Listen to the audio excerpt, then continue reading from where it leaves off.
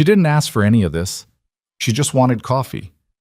But when Mara Voss walked into the Kettle and Pine Diner at 6:47 a.m., still wearing her hospital ID, hands trembling from a 12-hour ER shift, two men decided she was an easy target. They were wrong. What followed in the next 4 minutes would get a decorated Marine veteran arrested, go viral across 3 states, and crack open a corruption network that had quietly owned this town for 20 years. A military K-9 named Rook froze at the diner doorway before anyone else noticed something was wrong. He was already watching. Before we go any further, if you've ever been underestimated, overlooked, or pushed aside by someone who thought their money made them untouchable, this story is for you. Stay with me all the way to the end. Like this video, drop a comment telling me what city you're watching from. I want to see how far this story travels. Let's go. The Kettle and Pine sat on the corner of Dunmore Avenue and 5th Street in Callaway, a mid-sized Colorado city that prided itself on being quiet, reasonable, the kind of place where people said good morning to strangers and meant it maybe 60% of the time. The diner had been there since 1987, and the smell inside, burnt coffee, maple syrup, something greasier underneath, hadn't changed much. Mara Voss pushed through the glass door at 6:47 a.m. and immediately regretted not going straight home. She was 31, 5'4", slight build, dark circles under her eyes that no amount of sleep seemed to fix anymore. She still had her hospital badge clipped to her jacket, Callaway Regional Medical Center, RN, Emergency Department, because she'd forgotten to take it off the way she always did when she was running on empty. 12 hours. 2 trauma cases, 1 pediatric seizure that ended fine but aged her about 5 years in the process, and a man who'd come in at 3 a.m.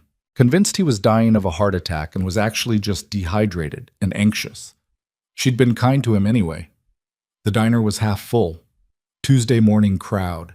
Construction workers, a few early commuters, 2 older women in a corner booth who looked like they came every day and had assigned seats.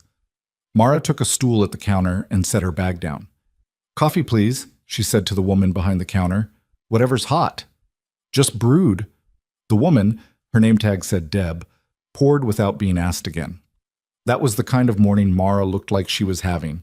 She wrapped both hands around the mug and closed her eyes for 3 seconds. Just 3. She let the warmth move up her palms and told herself she'd be home by 8, in bed by 8:15, asleep by 8:16. "Hey, you're blocking the counter space." She opened her eyes. 2 men had settled in on either side of her, though there were open stools farther down. Late 20s, dressed in that particular way that said, money without quite saying style. Expensive jackets, clean sneakers, the easy posture of people who'd never had to calculate whether they could afford something. The one on her left had said it, and he was looking at her hospital badge like it offended him. "Sorry?" Mara said. "You've got your bag taking up 2 spots." She looked at her bag. It was a single tote sitting on the stool beside her, compact. She looked back at him. "There are open stools down there," she said, keeping her voice flat. Tired. Not aggressive. She did not have the bandwidth for this. "Yeah, and I want this one." The second man, broader, with a jaw like a cinder block, smirked into his phone without looking up. Whatever was happening, he'd seen his friend do this before. Mara moved her bag to her lap without another word. She was not going to fight over stool space at a diner at 6:47 a.m. after 12 hours on her feet. She was going to drink her coffee and go home and forget this happened. But the first man didn't want to let it go. He sat down, looked at her badge again, and said, loud enough to carry, "Nurse, huh? Callaway Regional. Heard that place is a mess." Deb, behind the counter, glanced up briefly, then looked away. "It's a hospital," Mara said. "My cousin went in there last year, waited 4 hours in the ER. ER wait times are a systemic issue." She took a sip of her coffee. "There's research on it if you're interested." He wasn't interested in research, she could tell. He was interested in the fact that she'd answered him back, which apparently wasn't what he expected. "You know what your problem is?" he said.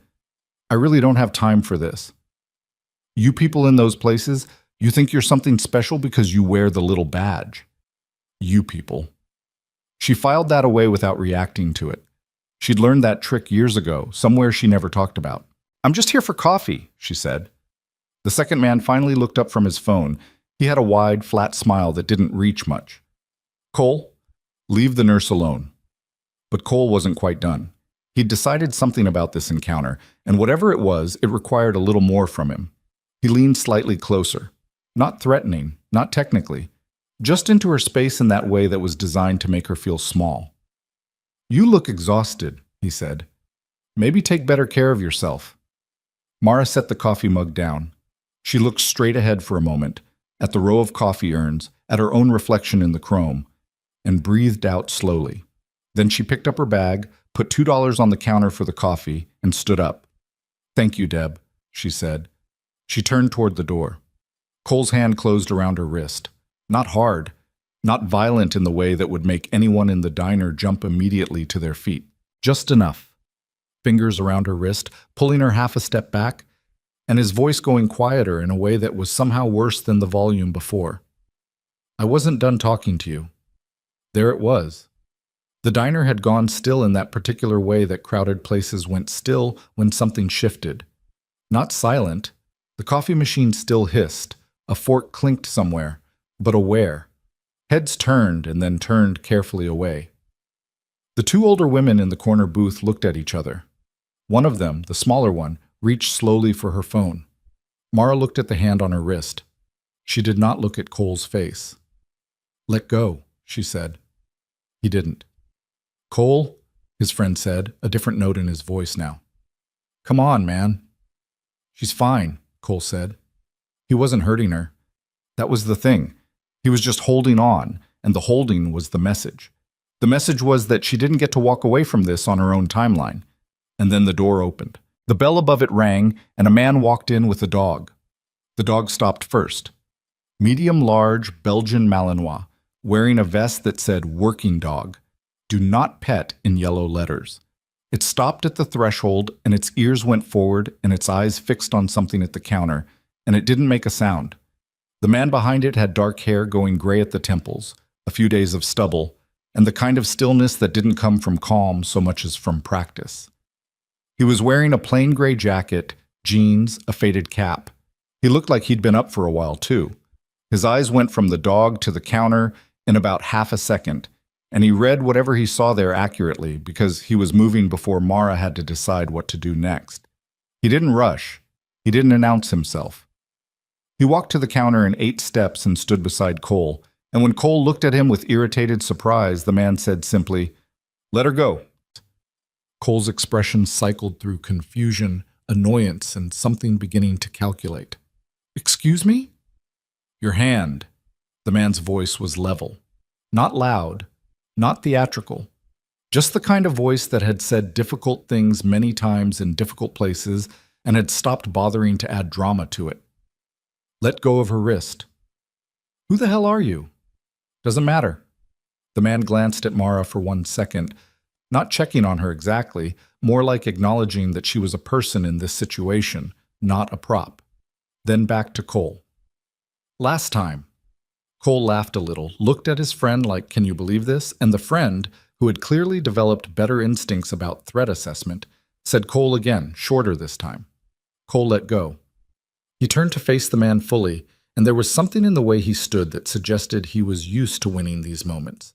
Taller than the man in the gray jacket. Younger. He sized that up and apparently liked it. "You need to mind your own business," Cole said. "She is my business." The man said it simply, like it was just a fact. "She was leaving. Let her leave." "And if I don't?" The Malinois made a sound, not a bark, not a growl exactly. A low, brief vocalization that in human terms would have translated to, "This is your one warning." Cole looked at the dog. The dog looked back at him with pure, uncomplicated focus. "I don't want any trouble," Mara said. She said it to the diner in general, to no one, because she needed someone to hear it. "You're not in any trouble," the man said.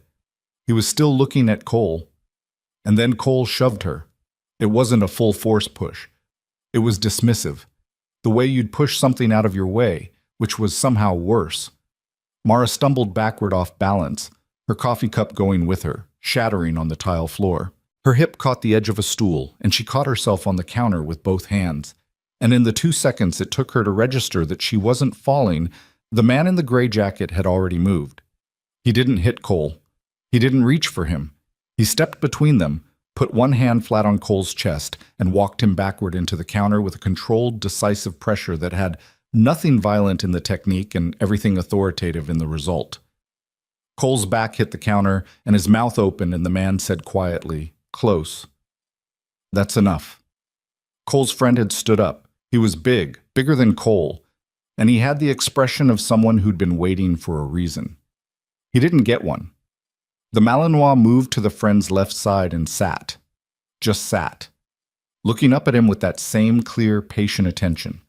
The friend looked at the dog, and then at the man holding Cole against the counter and made a calculation and sat back down. It was over in less time than it took Deb to come around the counter. Maybe 10 seconds, maybe 12. The man stepped back. He picked up a piece of the broken coffee mug from the floor. Just one piece, automatic, and set it on the counter. He looked at Mara. "You okay?" She straightened up. Her hip was going to bruise. She could feel it already. "Yeah, I'm okay." He nodded. He looked at Cole, who was breathing a little harder than before and working very hard to look like he hadn't just been completely diffused in front of a diner full of people. "We done?" the man asked. Cole said nothing. "Good." The man turned toward the door, snapped his fingers once near his thigh, and the Malinois came with him. At the threshold, he paused. "You have a good morning," he said to Deb. Then he was gone. The diner exhaled. Someone at a back table let out a breath that had been held too long. Deb stood behind the counter with a look on her face that suggested she'd seen things, but maybe not quite that. Mara stood there with her bag clutched against her chest and her heart still going faster than it should. And she looked at the door and then at the broken pieces of her mug on the floor, and she thought, I don't even know his name. She had been wrong. She was not going to forget this happened. Cole Hargrove's full name was Coleman Hargrove III, which told you most of what you needed to know about how he'd grown up and what he expected from the world.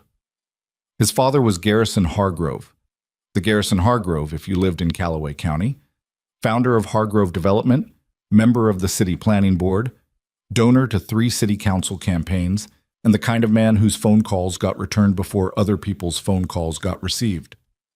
Cole had grown up understanding that there were 2 kinds of problems in the world, problems that went away on their own, and problems his father made go away. He had very rarely experienced the former. He called his father from the parking lot of the Kettle and Pine at 7:03 a.m. Across town, in a house that cost what most people's neighborhoods cost, Garrison Hargrove answered on the second ring and listened to his son's account of the morning. Cole's account was not entirely accurate. In Cole's version, he and his friend Devin had been sitting quietly, a woman had become hostile, and a man had physically assaulted them both unprovoked while a dangerous attack dog was allowed to run loose in a public establishment. Garrison listened. He asked 2 questions. He hung up and made another call. By 7:18 a.m., 2 officers from the Callaway Police Department had been dispatched to the diner. Mara didn't know any of this yet. She'd found the man and the dog outside. He was sitting on a bench 2 storefronts down, the Malinois lying at his feet with its head on its paws, and he was looking at his phone with an expression that suggested he was checking something he didn't particularly want to check. He looked up when she approached. "I wanted to say thank you," she said. "I didn't get a chance inside." He looked at her for a moment. "You sure you're okay? You hit that stool pretty hard." "I'll bruise. I've had worse."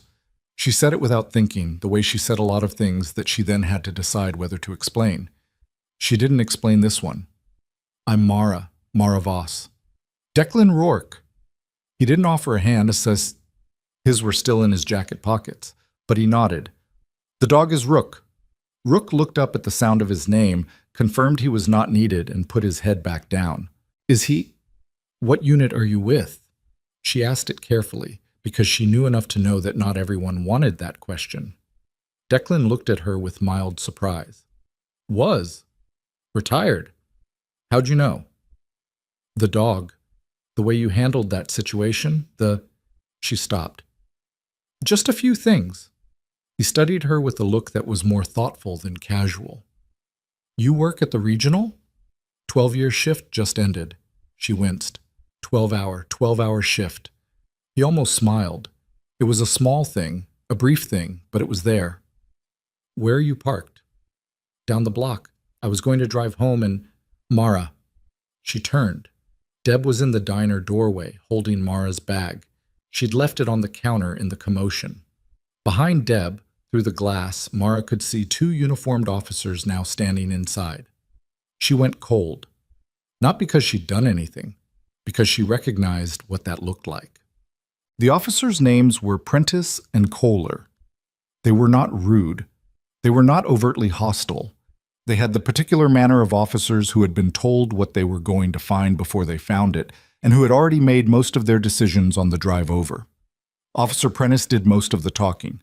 He told Declan that they'd received a complaint about an assault at the Kettle and Pine Diner, that the complaint named a male individual accompanied by a large dog, and that they needed him to come with them to give a statement. I didn't assault anyone, Declan said. He was still sitting on the bench. Rook had stood up, ears forward. That's fine, sir. You can explain all of that at the station.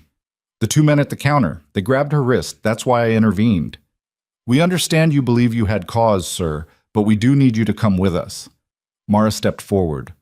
I was there. I can tell you exactly what happened. Those men were… Ma'am, we'll take your statement separately. I'm telling you right now, this man didn't assault anyone. He… Ma'am. Kohler's voice was gentle and completely immovable. Please step back. Declan stood up. He looked at Mara once, the way someone looks at something they have to leave in a situation they don't trust, and he said very quietly, It's okay. It's not okay. Her voice came out thin, and she hated that. I've got nothing to hide. He looked at Rook. Can he come? Prentice hesitated. Kohler shrugged. He can ride in the vehicle. They walked Declan to the patrol car.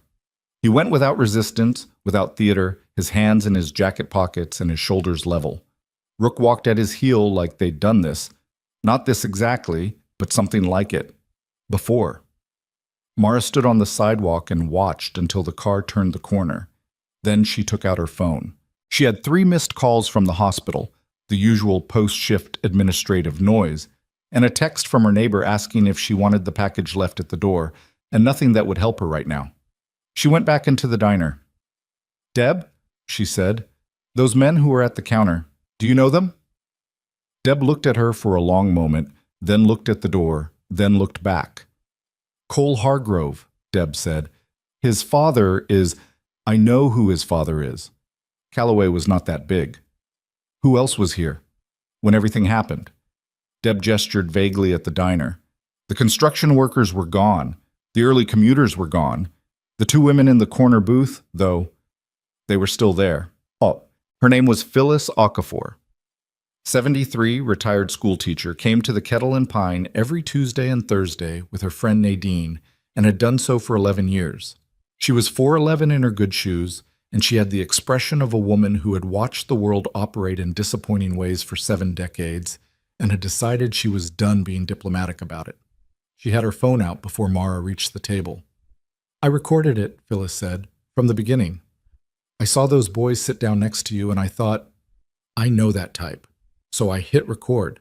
Her friend Nadine nodded firmly. She said, I know that type, and she picked up her phone. How much did you get?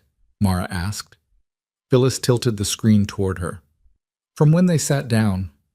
Mara watched. The angle was from the corner booth, slightly overhead. Imperfect, but clear. You could see Cole and Devon settling in, the deliberate encroachment, Cole's commentary, the shift in his posture when Mara stood to leave. You could see his hand close around her wrist. You could see her pull and him not letting go. You could see Declan come in, say something, be ignored, say something again. You could see the shove, Cole's hand flat against Mara's shoulder, the stumble, the mug. And then the response, which lasted 10 seconds and involved no punches and nothing that didn't read as intervention. The full thing. Start to finish. Can you send that to me? Mara asked. Already sent it to myself, Phyllis said. I'm not an idiot. You want a copy? Yes. Give me your number. Mara recited it. Phyllis texted it to her with the no-nonsense speed of someone who had once taught other people's children how to read and had never fully lowered her standards since. "Those are Garrison Hargrove's boys," Phyllis said. "The younger one's been a problem since he was 17. Everyone in this county knows it. Nothing ever happens to them." "Something's going to happen this time," Mara said. Phyllis looked at her with a long, measuring look. "You sound like you mean that." "I do." "Then you're going to need more than a video." Mara looked at the phone in her hand, at the timestamp on the video file, at the patrol car that was no longer visible through the window. She thought about Declan Rourke's face when he'd said, "It's okay," in a tone that meant he knew it wasn't. "Tell me your name," she said to Phyllis. "Your full name." "And Nadine's." "I'm going to need witnesses." Nadine straightened up in her booth. "Nadine Brower, 41 years in this city, retired county clerk, and I have never once in my life refused to give my name to someone who needed it." Mara almost smiled. "Okay," she said. "Tell me everything you saw." She didn't go home. She drove to the Callaway Regional Parking Structure, sat in her car on the 3rd level, and made phone calls. The first was to the hospital's legal liaison office, which went to voicemail at 7:40 a.m. on a Tuesday. The second was to her former supervisor in the ER, who answered on the first ring because Karen Hollis answered everything on the first ring and had done so for 20 years. "Mara, you just got off shift." "I know. I need you to tell me the name of a lawyer, not the hospital's lawyers. Personal." A pause. "What happened?" "I'll explain later. Do you know anyone?" Karen knew someone. She always knew someone. She gave Mara the name and number of a woman named Paula Sexton, who ran a small civil practice downtown and had, in Karen's words, an exceptionally low tolerance for powerful men behaving badly. Mara called Paula Sexton's office. It also went to voicemail at 7:40 a.m. She left a message that was clear and organized and covered the factual sequence of events in under 90 seconds because she'd spent years learning to give information efficiently in conditions that didn't allow for wasted words. Then she called the Callaway Police Department's non-emergency line and asked about the status of the individual brought in at approximately 7:20 a.m. She was told she could not receive information about individuals in custody over the phone. She drove to the police station. The front desk officer was young and patient and very sorry, but there was nothing he could tell her. Mara sat in the waiting area with her hospital badge still clipped to her jacket and her bag on the floor and the video on her phone and the names Phyllis Okafor and Nadine Brower written in the Notes app. She sat there for 20 minutes. Then the front door opened and 3 men walked in who were not police officers. The one in the center was perhaps 60, well-dressed in a way that was slightly too deliberate for this hour of the morning, with silver hair and a face that had practiced looking reasonable. He was talking on his phone and handed it to one of the men flanking him as he reached the desk, and the desk officer's entire posture changed. "Mr. Hargrove," the officer said. Garrison Hargrove had not looked at Mara. He looked at the desk officer, said something low that she couldn't hear, and walked through the door that was buzzed open without him having to ask. Mara watched that door close behind him. She looked at the floor. She looked at the video on her phone. Phyllis's recording, clear and time-stamped, showing the truth from a corner booth at the Kettle and Pine. She thought about Declan Rourke in a room somewhere in this building, explaining something to people who had already been told what to believe. She thought about 12 hours in the ER, about a pediatric seizure that ended fine, about a man who came in at 3 a.m. convinced he was dying and was actually just scared, and how she'd stayed with him longer than she probably needed to because sometimes that was what people needed. She thought about the moment Cole's hand closed around her wrist and how she hadn't broken it. Not because she couldn't, because she'd made a different choice. She stood up. She went back to the desk. "I need to speak to a supervisor," she said. The desk officer looked at her with polite exhaustion. "Specifically someone who handles complaints about witness treatment in active cases," she said. "And I need the incident report number for the arrest made this morning. That's public record." He looked at her for a moment. "Please," she added, "because manners cost nothing, and sometimes they cost you something if you forgot them." He wrote the incident number on a slip of paper and slid it across. Through the station's front window, Mara could see a patrol car pulling out of the lot. She didn't know what was in it. She didn't know what was being decided right now in rooms she couldn't see. But she had a video. She had 2 witnesses, she had an incident number and a lawyer's voicemail, and 12 years of practice making decisions under pressure. And she had the particular kind of calm that comes not from having nothing to fear, but from having already been in places much worse than this, and knowing what it costs to walk away before the work is done. She sat back down. She was going to wait. She was going to wait. That turned out to be harder than it sounded. The station's waiting area had 6 plastic chairs bolted to the wall, a water cooler that made a sound every 4 minutes like it was deciding something, and a bulletin board covered in laminated flyers about neighborhood watch programs. Mara had read all of them by 8:15. By 8:30, she was watching the front door with the focused attention of someone who had spent years monitoring entrances in environments where what came through them mattered. At 8:47, the door opened, and a man walked in who was not Garrison Hargrove and not a police officer and not anyone she recognized. He was perhaps 40, medium height, carrying a battered leather briefcase and wearing the kind of suit that was good quality, but had been worn enough times that it had learned the shape of the person inside it. He went straight to the desk, said something brief, and the desk officer pointed toward the back. Mara stood up. "Excuse me." The man turned.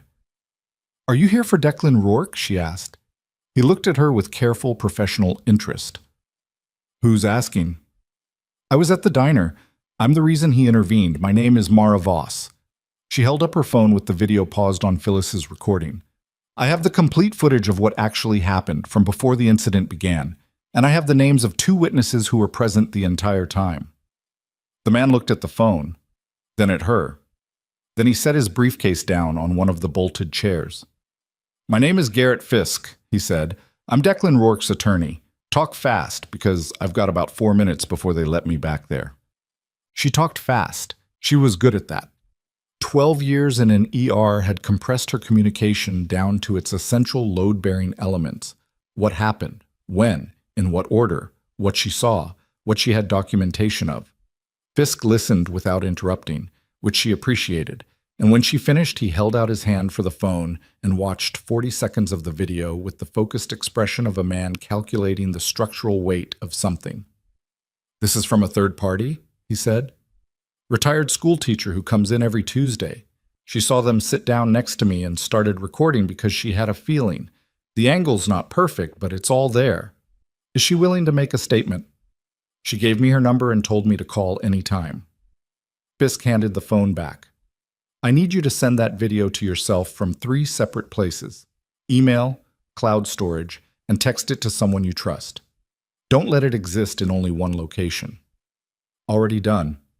She'd forwarded it to her own email and Karen Hollis's number from the parking structure. What are they charging him with? Fisk's jaw moved slightly. Aggravated assault, both of them. She stopped. Started again. He didn't throw a single punch. He put one hand on Cole Hargrove's chest and walked him backward. That's it. I know what the video shows. The question is whether the people making the charging decisions have seen it. They've seen whatever Hargrove's people told them. Fisk looked at her for a moment with an expression that was neither surprised nor resigned, but somewhere in between. The look of a man who had been doing this long enough that the shape of the problem was familiar, even when the details changed. "The incident report," Mara said, and held up the slip of paper with the number on it. "I got it from the desk officer. I don't know what's in it." "I'll see it when I get back there." He picked up his briefcase. "Miss Voss, where will you be in the next 2 hours?" "Here, if I need to be." "You don't need to be here. You need to be reachable." He handed her a business card from his jacket pocket.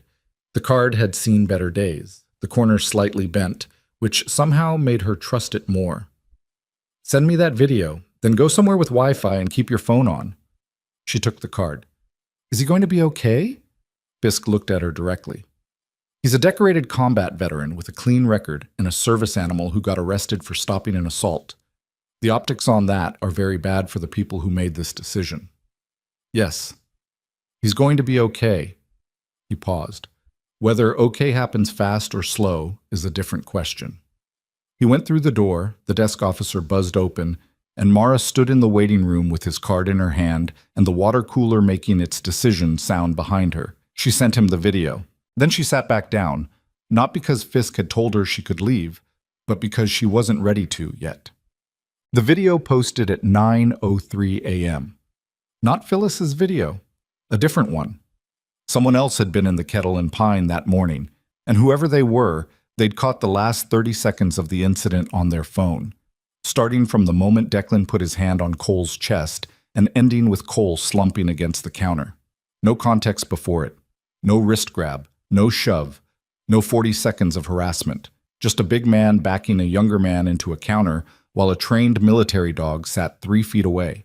The caption read, "Veteran attacks 2 men in Callaway diner, dog present. Police called." This is why concealed carry matters. By 9:15, it had 400 shares. By 9:30, 1,200. By the time Paula Sexton returned Mara's call at 9:44, the video had been picked up by 2 regional news aggregator accounts and a Colorado-based true crime podcast with 90,000 followers. And the comment section had the particular quality of an open wound. Half the people defending Declan based on gut instinct. The other half using the clip as evidence for whatever argument they'd already been having somewhere else. "I saw the video," Paula Sexton said, without preamble. She had a quick, direct voice, like someone who'd decided long ago that small talk was a choice, not a requirement. "Which one?" "There are 2 now," Mara said. A pause. "Tell me about the second one." Mara explained. Sexton listened. There was a clicking sound in the background, a pen, maybe, or keys, that stopped when Mara finished. "You have the full recording?" "Yes." "And the 2 witnesses?" "Yes." "What's your employment status? Are you represented by the hospital?" "I'm an ER nurse, staff position." "Why?" "Because if Hargrove's people decide to come after the witnesses rather than just the veteran, you might find yourself in the middle of something you didn't ask to be in. I want to know where you stand." A brief pause. "Also, you said on my voicemail that you'd spent time in a difficult environment before nursing. What did you mean by that?" Mara was quiet for a moment. "I was in the military," she said. "Medical Corps. I'm not sure how relevant that is right now." "It's relevant if anyone does background on you and tries to use it against you. It's also relevant if it's useful." Sexton's voice was careful. "We'll discuss it. Can you come to my office this afternoon?" "Yes." 2 o'clock. Bring everything. The video, the witness's contact info, and anything else from this morning you think matters. Write it down chronologically before you come so you don't miss anything." She gave Mara the address and hung up. Mara went to her car, opened the notes app on her phone, and began writing down everything she remembered. The time she walked into the diner, the seating arrangement, the exact words Cole Hargrove had used, in order. The moment Declan Rourke came through the door, the dog stopping, the sound of her coffee cup on the tile. She wrote it all down because she had learned, somewhere, years ago, in a place she rarely talked about, that memory was the first thing that got disputed, and documentation was the only thing that couldn't be argued with. But the regional news pickup happened at 10:20 a.m. A station out of Denver ran a 40-second segment during its morning update. Callaway man arrested after diner altercation. Video circulating online. They used the 30-second clip. They did not mention the wrist grab. They did not mention Mara. They mentioned Rook, because the dog was visually distinctive and the vest was legible on screen. And the segment ended with a question about whether trained military dogs represented a public safety concern in civilian spaces. By 11, Garrison Hargrove had given a statement. Mara found it on the county news site, a local outlet that ran mostly school board meetings and zoning disputes. The statement was 3 paragraphs attributed to the Hargrove family's PR representative, and it described Cole and Devin as 2 young men who had been enjoying a quiet breakfast when they were accosted and physically intimidated by a visibly agitated individual, accompanied by an aggressive animal. It expressed concern for the safety of Callaway's residents and called for a full investigation into how military-trained individuals with dangerous animals were accessing public spaces without oversight. It did not mention Mara Voss. It did not mention what had happened before Declan walked in. She read it twice. Then she forwarded it to Garrett Fisk and Paula Sexton both. At 11:30, Fisk texted her back. "Saw it. Expected. Don't respond publicly to anything. Not a word." She didn't. But she opened the comment section under the Denver News segment and scrolled for 2 minutes before she made herself stop, because the comment section was its own ecosystem, and engaging with it was the same as trying to bail out a flooding room with a coffee mug. Someone in the thread had already found Declan's name. Someone else had found what they thought was his service record and posted it. Some of it accurate, some of it not, all of it stripped of context. There was a photo of him that she didn't recognize, in uniform, years younger. The caption under it said, "This is the man attacking civilians in Callaway." She put her phone face down on the car seat. She drove home, took 4 ibuprofen for her hip, ate something she barely tasted, and changed out of her hospital clothes. She set an alarm for 1:15 and lay down on her bed with the full intention of sleeping for 2 hours. She did not sleep. She lay on her back and watched the ceiling and thought about a lot of things she usually kept in separate compartments. About the ER and the night before, and the man who'd come in at 3 a.m. scared. About Declan Rourke saying it's okay when it wasn't. About Cole Hargrove's hand on her wrist, and the specific way she'd had to make a choice not to respond the way she could have. She'd been making that choice for years, in different rooms, different contexts, with different stakes. The calculation was always the same: what the situation required, not what she was capable of. Those were not always the same number. At 1:15, she got up, splashed water on her face, and drove to Paula Sexton's office. The office was above a dry cleaner's on Callum Street, which Mara had driven past 100 times without noticing. The stairwell smelled like steam and solvent. Paula Sexton's door had her name on it in plain block letters and nothing else. Sexton was 51, compact, with reading glasses pushed up on her forehead and a desk that was covered in stacked files in a way that suggested not disorder, but a filing system legible only to its architect. She shook Mara's hand, firm, brief, and gestured at the chair across the desk. "Let me see the video first," she said. Mara played it. Sexton watched it twice without speaking, then sat back. "Okay," she said. "Here's what we have and what we don't have." She ticked off on her fingers. "We have Phyllis Okafor's recording, which is the complete chronological record of the incident. We have 2 eyewitnesses willing to testify. We have the fact that your veteran friend has no prior record and was demonstrably responding to a physical assault on another person, which is the definition of lawful intervention in this state." She put her hand down. "What we don't have is any guarantee that the people making decisions about this case are looking at the same facts we are. Garrison Hargrove has relationships in this county that predate most of the officers currently on the force." "He walked into that police station and was waved through," Mara said. "I watched it." "I know. I've dealt with his family before." Sexton said it without editorializing. "Tell me about your military background. You mentioned it on the voicemail." Mara was quiet for a moment. "I enlisted at 22, Medical Corps. I was attached to a forward surgical unit. We rotated through a few assignments, some of them in areas that weren't technically combat zones under the official designation, but were combat zones in any meaningful sense." She stopped. "I did 2 deployments and then I came back. I went through the civilian RN certification, and I've been at Callaway Regional for 8 years. Sexton was watching her carefully. "Were you ever in any kind of special operations context?" "Attached, not assigned. There's a difference." "But your records would reflect that." "My records reflect what my records reflect. I've never made it a point to discuss it. It doesn't come up in nursing." "It might come up now." Sexton's voice was neutral. "If anyone does a full background on the parties involved, and if this goes where it might go, they will. Your history is going to surface. I want you to know that before it surprises you." Mara nodded. It wasn't a surprise exactly. It was the thing she'd known was sitting in the room, patient as rook, waiting to be acknowledged. "Is that a problem?" she asked. "No," Sexton said. "It might actually be the opposite.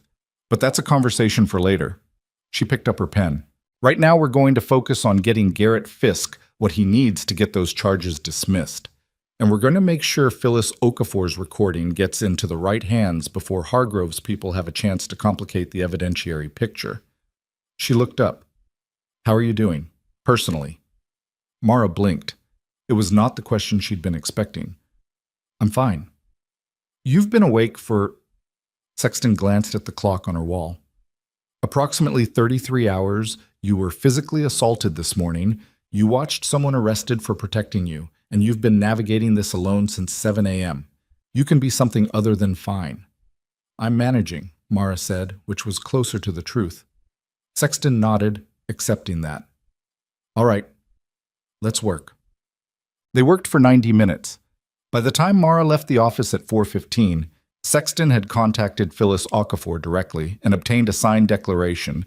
Fisk had received the full video through official channels, and a formal complaint had been filed with the Callaway PD's Oversight Office documenting the circumstances of Declan's arrest, including Garrison Hargrove's arrival at the station and the fact that the charging decision had been made with unusual speed. None of it had fixed anything yet. It was infrastructure, the kind of careful, unglamorous work that happened before anything visible happened, laying beams where the floor was going to go. Mara drove to the hospital, not because she had a shift, but because Karen Hollis had texted her, "Come in when you can. Something you should see. Thing you should." Karen was in the ER charge office, which was a room slightly smaller than a generous closet, full of scheduling boards and equipment logs, and 3 years of continuing education certificates in frames that had never been straightened. She closed the door when Mara came in. "Word travels fast in a medical center," Karen said. "What happened?" "Dr. Renfield." Karen's voice had a particular quality it got when she was trying to be fair to someone she didn't particularly respect. "He saw the news segment this morning, the Denver one." Dr. Paxton Renfield was the ER department head. He was 54, technically competent, and had been subtly condescending to Mara for most of her 8 years at Callaway Regional in a way that was never quite actionable. The particular flavor of it was professional. He questioned her clinical assessments slightly more often than the numbers warranted, referred to her by her first name in contexts where he used titles for others, occasionally spoke to patients about her care in a way that implied his oversight was protective rather than collaborative. "What did he do?" Mara asked. "He called HR." Karen looked at her steadily. "He expressed concern that your involvement in a public altercation might reflect on the hospital's reputation. He used the phrase professional judgment." The air in the small office was very still. "He's trying to get ahead of it," Mara said. "He's trying to protect himself by creating distance between the hospital and you, before anyone knows what actually happened." Karen folded her arms. "I told HR that I'd been your direct supervisor for 6 years, and that your professional record is flawless, and that if Dr. Renfield wanted to file a formal complaint, he should be prepared to back it up with documentation." She paused. "He doesn't have documentation." "Thank you." "Don't thank me. I'm also furious, so I'm not doing it purely as a favor." Karen sat down behind the desk. "What actually happened this morning?" Mara told her. All of it, in order, the same way she'd told Fisk and Sexton. Karen listened without interrupting, which was harder than it looked because Karen was not by temperament a patient listener.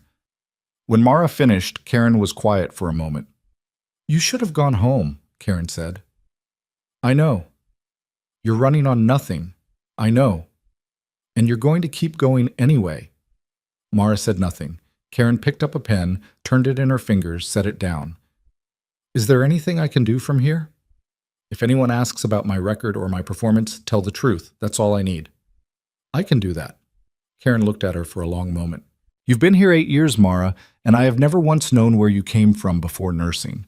Now you're telling me forward surgical unit and special operations adjacent, and I feel like I've been working beside someone who never quite showed up all the way." Mara was quiet. "I showed up," she said, "just not all of it." Karen nodded slowly, accepting that too. "Go home. Sleep. Tomorrow is going to be complicated." But Mara did go home. She did sleep, finally, a flat and dreamless 4 hours that felt like falling rather than resting. She woke up at 9:15 p.m. to 7 missed calls and a text from Garrett Fisk that read, "Call me when you're up. Developments." She called him. "Declan was released an hour ago," Fisk said. "Charges are still active. They didn't drop them. They're claiming they need more time to review the evidence." "They have the video." "They have the video. They're also getting pressure from the Hargroves not to dismiss." A pause. "There's something else. The clip. The 30-second one that went online this morning. It wasn't posted by a random bystander. Mara sat up in bed. What? Devon Stahl posted it. Cole Hargrove's friend from a secondary account. Fisk's voice was flat and precise. He was filming when Declan stepped in, apparently as a precaution, and he edited the first 40 seconds out before posting. His phone shows the original unedited file. How do you know that? Because someone who was also in the diner this morning recognized Devon in the comment section of the video, not in the clip, just a comment he made, and went to the police. A pause. They went to Officer Prentice, who took the report and sat on it. The person who reported it came to me directly when nothing happened. Mara was on her feet now. Her hip protested. She ignored it. So Devon fabricated evidence, she said. He filmed it, edited out the context, and posted it specifically to build the false narrative. And then Prentice buried the report. That's what it looks like. That's obstruction. Yes. Prentice is connected to Hargrove. Fisk said nothing for a moment. Then, I don't have proof of that yet. But you think so? I think, Fisk said carefully, that Officer Prentice received a complaint this morning that should have changed the direction of this case, and instead he drove to the Kettle and Pine, had a 20-minute conversation with Deb behind the counter, and went back to the station. And I think that's very interesting. Mara stood in her dark bedroom with the phone pressed to her ear and looked at the wall. What do we do? She asked. I'm filing a motion tomorrow morning to have the charges dismissed based on the full evidentiary record. Paula Sexton is simultaneously filing a civil complaint on your behalf. A pause. I also made a call tonight to someone who may want to know that a decorated veteran with a service animal was arrested in Callaway, Colorado on fabricated assault charges after intervening to stop an actual assault. Who did you call? Someone who has a particular interest in how veterans are treated when they come home. Fisk's voice had something in it, not satisfaction exactly, but the sound of someone who had played a careful, patient game for a long time and had just made a move that mattered. They're going to make some calls of their own. Mara sat back down on the edge of the bed. She thought about the 30-second video, cleanly edited, Devon Stahl's secondary account, Prentice sitting on a report that would have changed everything. She thought about the Hargrove statement and the phrase military-trained individuals with dangerous animals, and the way it had been written to preemptively discredit the exact person who'd done nothing wrong. This wasn't just a diner incident that got out of hand. This was a machine, running the way it had been running for a long time, doing what it had always done. Her phone buzzed, a number she didn't recognize. She answered. Miss Voss? A woman's voice, brisk and clear. My name is Major Delara Solis. I'm with the Judge Advocate General's office out of Fort Braden. I've been briefed on the situation involving Sergeant First Class Declan Rourke, and I'd like to speak with you tonight if possible. A brief pause. I've also been told you have a prior service record. We need to talk about what that means for where this case is about to go.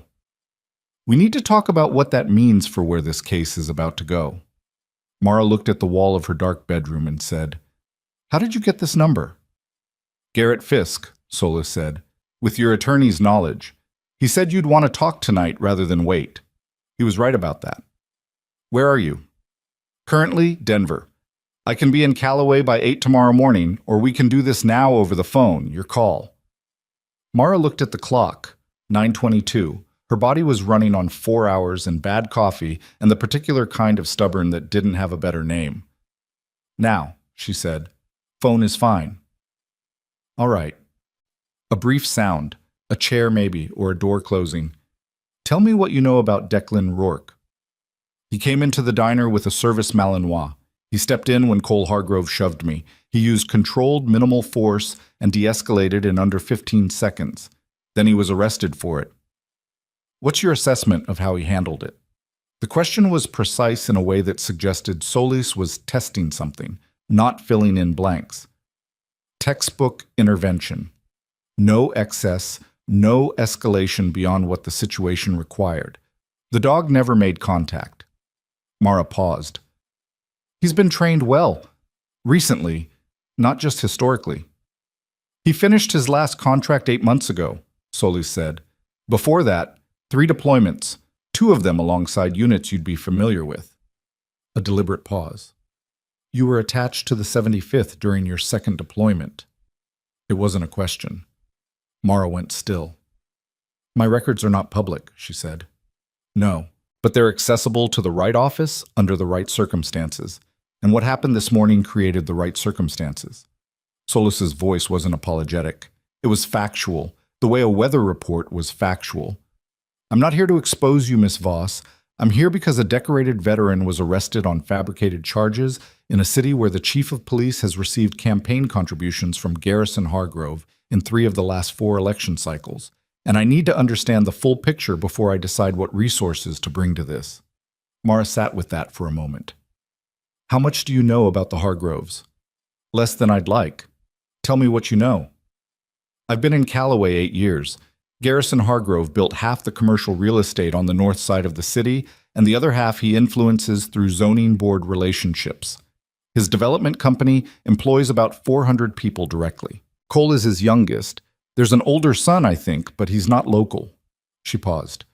The diner owner told me Cole has had incidents before. The phrase she used was, "Nothing ever happens to them." That tracks with what we're finding. A sound of papers. I'm going to ask you something directly, and I need a direct answer.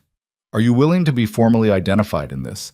Not just as the woman who was present, but as a prior service medical specialist with operational experience? Because right now the public narrative has you as a bystander. Once your record surfaces, that changes. Mara thought about Karen Hollis saying someone who never quite showed up all the way. She thought about Renfield calling HR. She thought about 8 years of keeping that part of herself in a separate room with the door mostly closed. What does it change? She asked. It changes who takes this seriously. Solis said it plainly. A nurse bystander and a veteran being victimized is a local story. A combat-decorated medical specialist and a decorated combat veteran, both targeted by a fabricated narrative designed to protect a family with documented law enforcement relationships. That's a federal story. The room was very quiet. Yes, Mara said. I'm willing. Solis arrived at 7:50 the next morning, which was not 8 o'clock, but close enough that Mara didn't mention it. She met her at the Dunmore Street parking lot. Neutral ground, public, no cameras that either of them could identify. Solis was perhaps 45, dark hair pulled back in the practical way of someone who made that decision once and didn't revisit it, wearing civilian clothes that still had a military posture underneath them. She had a colleague with her, a younger man she introduced as Warrant Officer Briggs, who carried a tablet and said almost nothing and wrote down things Mara couldn't see. They sat in Mara's car because the morning was cold, and Solis had strong opinions about outdoor meetings, apparently. We got Declan's statement last night, Solis said, and we've reviewed the full video from Phyllis Okafor. Here's where we are. She didn't soften it. The Callaway PD's internal response to Devon Stahl's edited video being posted constitutes a possible evidence suppression issue. Officer Prentice received the complaint about Stahl's account, logged it as received at 11:14 a.m., and filed no action. The original complaint is still sitting in a physical inbox. Is that enough? Mara asked. Alone? No. But combined with the speed of Hargrove's arrival at the station, the nature of the charges filed, and the fact that Devon Stahl's unedited footage, which Stahl failed to delete, by the way, because apparently he didn't understand how backup sync works, contains the complete incident from his angle, there's enough to request a JAG review of the arrest process. Solis met her eyes. That request was filed this morning at 6 a.m. It will generate oversight activity that the local department cannot ignore. And the charges? Fisk is in court at 9. We've provided supporting documentation. She paused. I won't tell you it's certain. Garrison Hargrove has called 3 county officials since yesterday evening.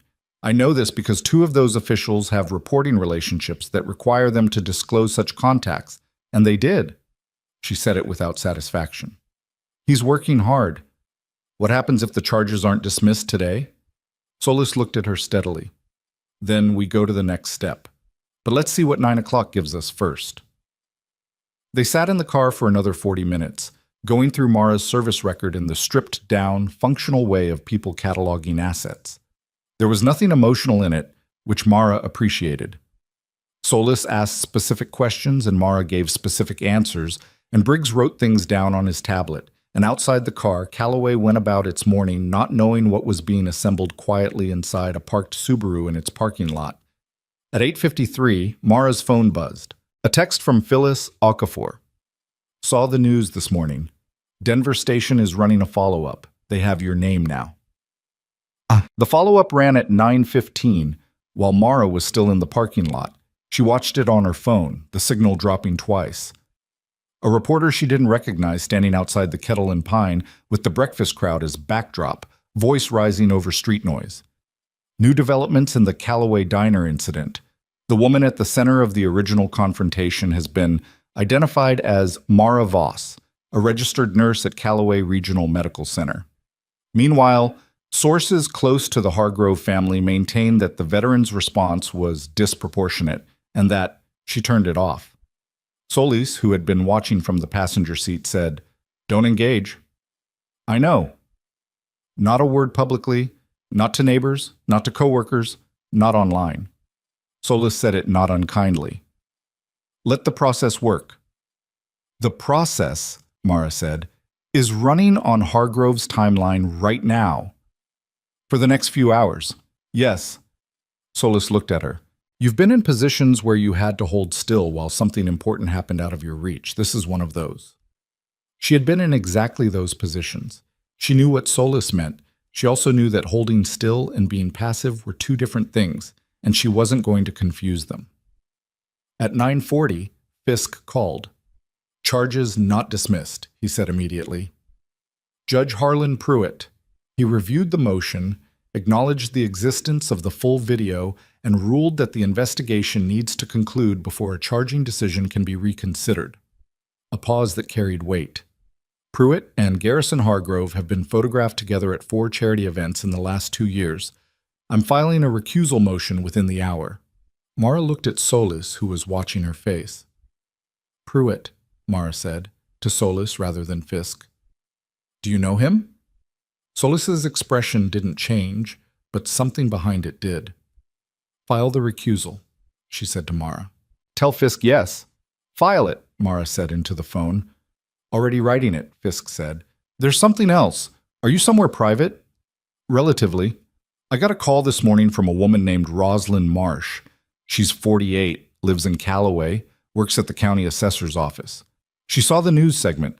She says she has a history with the Hargrove family." A brief pause. Her words were, "I've been waiting 4 years for someone to actually do something."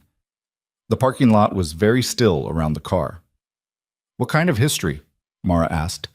She says Cole Hargrove assaulted her cousin outside a bar in 2019. Her cousin filed a report. Within 2 weeks, the report was reclassified.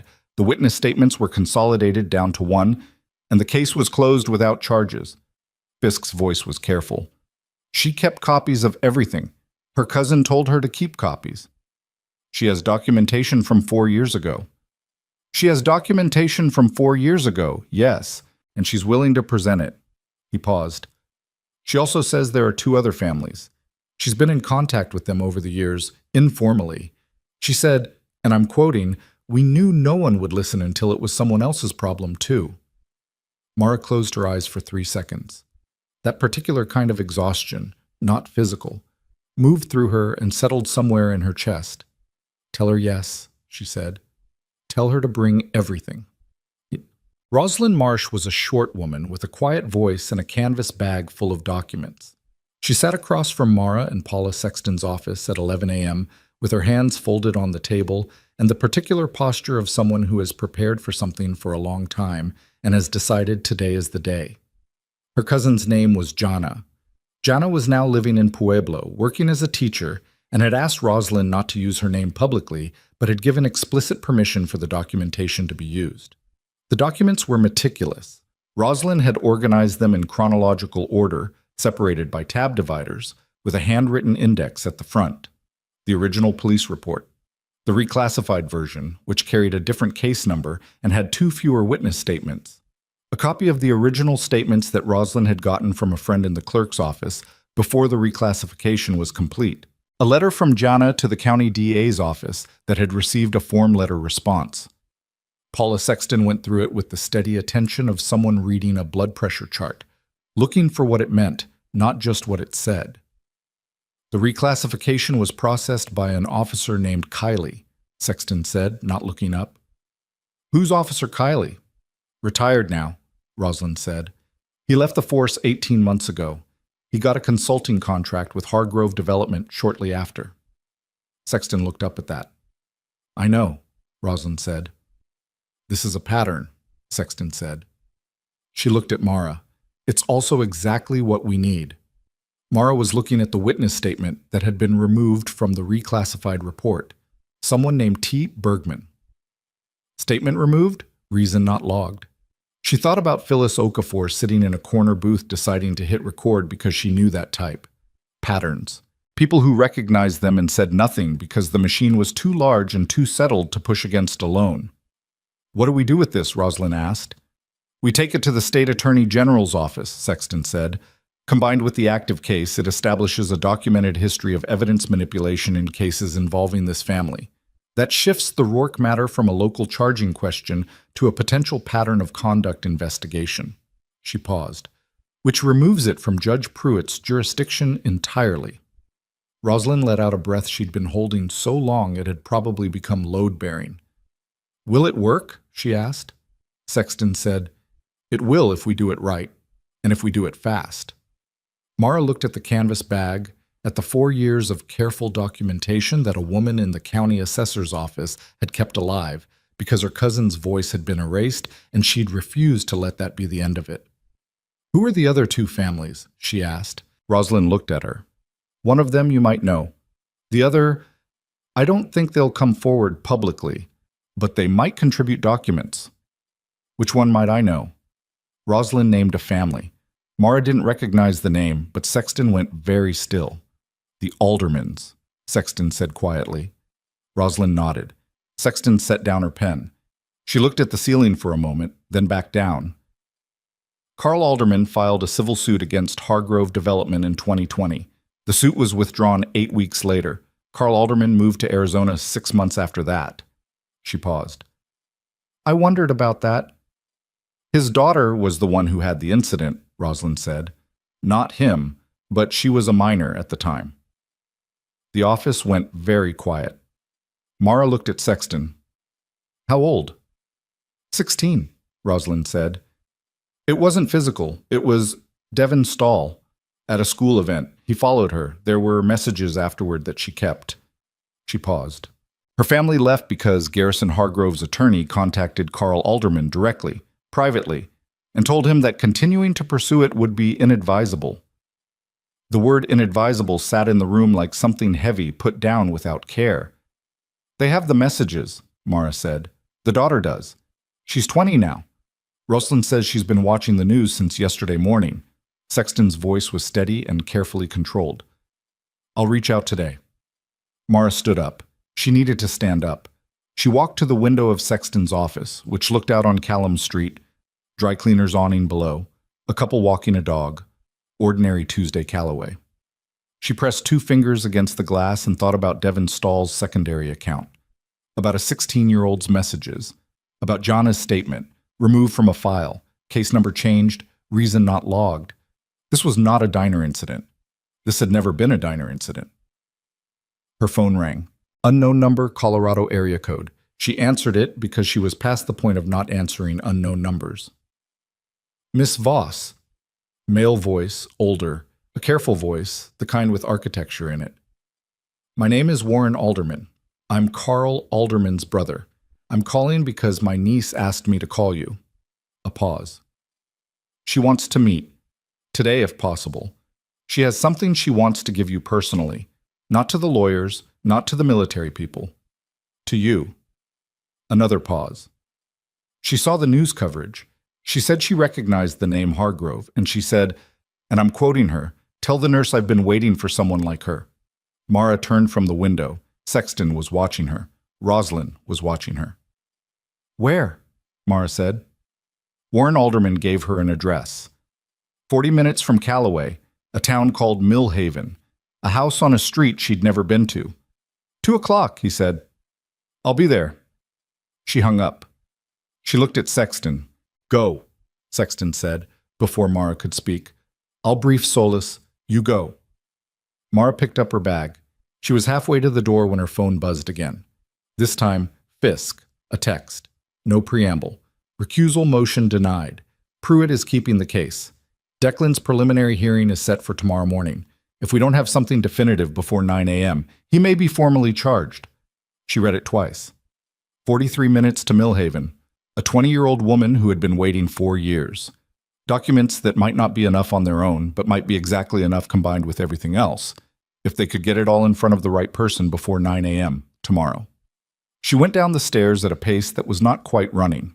Outside, the dry cleaner's steam rose in the cold air, and a car alarm was going off 2 blocks away, and Callaway looked exactly the same as it always had, which was the particular cruelty of places where things had been wrong for a long time, without the surface showing it. She got in her car. She was pulling out of the lot when she saw it. A black SUV parked across the street, engine running, no plates visible from this angle. It had been there when she arrived. She was nearly certain it had not been there the day before. She drove past it without slowing. In her rearview mirror, it pulled out after her. She drove past it without slowing. In her rearview mirror, it pulled out after her. She didn't speed up. She didn't take any turns she wouldn't normally take. She drove the 4 blocks to the intersection of Callum and Riverside at exactly the speed limit, signaled, turned, and watched the mirror. The SUV turned too. She called Solis. There's a black SUV behind me, she said. No visible plates from my angle. It was parked outside Sexton's office when I left. Are you certain it's following you? It's made 3 turns with me. Don't go to Millhaven yet. Solis's voice was immediate and flat. Take a route with more traffic. I'm going to make a call. Mara drove north on Riverside, into the denser commercial corridor, and the SUV stayed with her at a distance of about 4 car lengths. Not close enough to be threatening on its face, close enough to be unambiguous. She was not frightened exactly. She was the particular kind of alert that made her peripheral vision feel sharper and the back of her neck feel like a barometer. She had felt this before, in places where the stakes of being followed were considerably higher, and she had learned that fear and useful adrenaline were 2 different physiological responses, and you could choose, with practice, which one you let drive. She chose the latter. Solis called back in 4 minutes. License plate on that vehicle is registered to a holding company called Westfield Consulting Group. Westfield Consulting Group shares a registered agent with Hargrove Development, LLC. He's having me followed. Someone is. Yes. A pause. There's a police substation on the corner of Maple and 14th. Pull into the lot. Whoever's in that SUV is not going to do anything overt in front of a police building. Mara pulled in. The SUV continued past without slowing. She caught a partial plate and texted it to Solis before the numbers left her mind. She sat in the substation lot for 3 minutes, watching the street. Then she took a different route to the highway, adding 15 minutes to her drive, and spent most of those minutes on the phone with Warren Alderman, telling him she was running slightly behind and asking him to make sure his niece knew she was still coming. Warren said, "She knows. She's been ready since this morning." The house in Millhaven was a ranch style on a cul-de-sac, well-maintained in the way of places where the people inside were putting energy into something other than appearance. A wind chime on the porch, a pair of work boots by the door. Warren Alderman met her on the front walk. He was perhaps 60, broad-shouldered, with the look of a man who had been angry for a long time on behalf of someone he loved and had learned to carry it quietly. "She's inside," he said. "Her name is Petra. She wants to talk to you alone first before any of the legal people." "That's fine," Mara said. The inside of the house was warm and smelled like coffee, and something baking that no one had gotten around to taking out yet. Petra Alderman was 20, sitting at a kitchen table with a laptop open and a mug going cold beside it.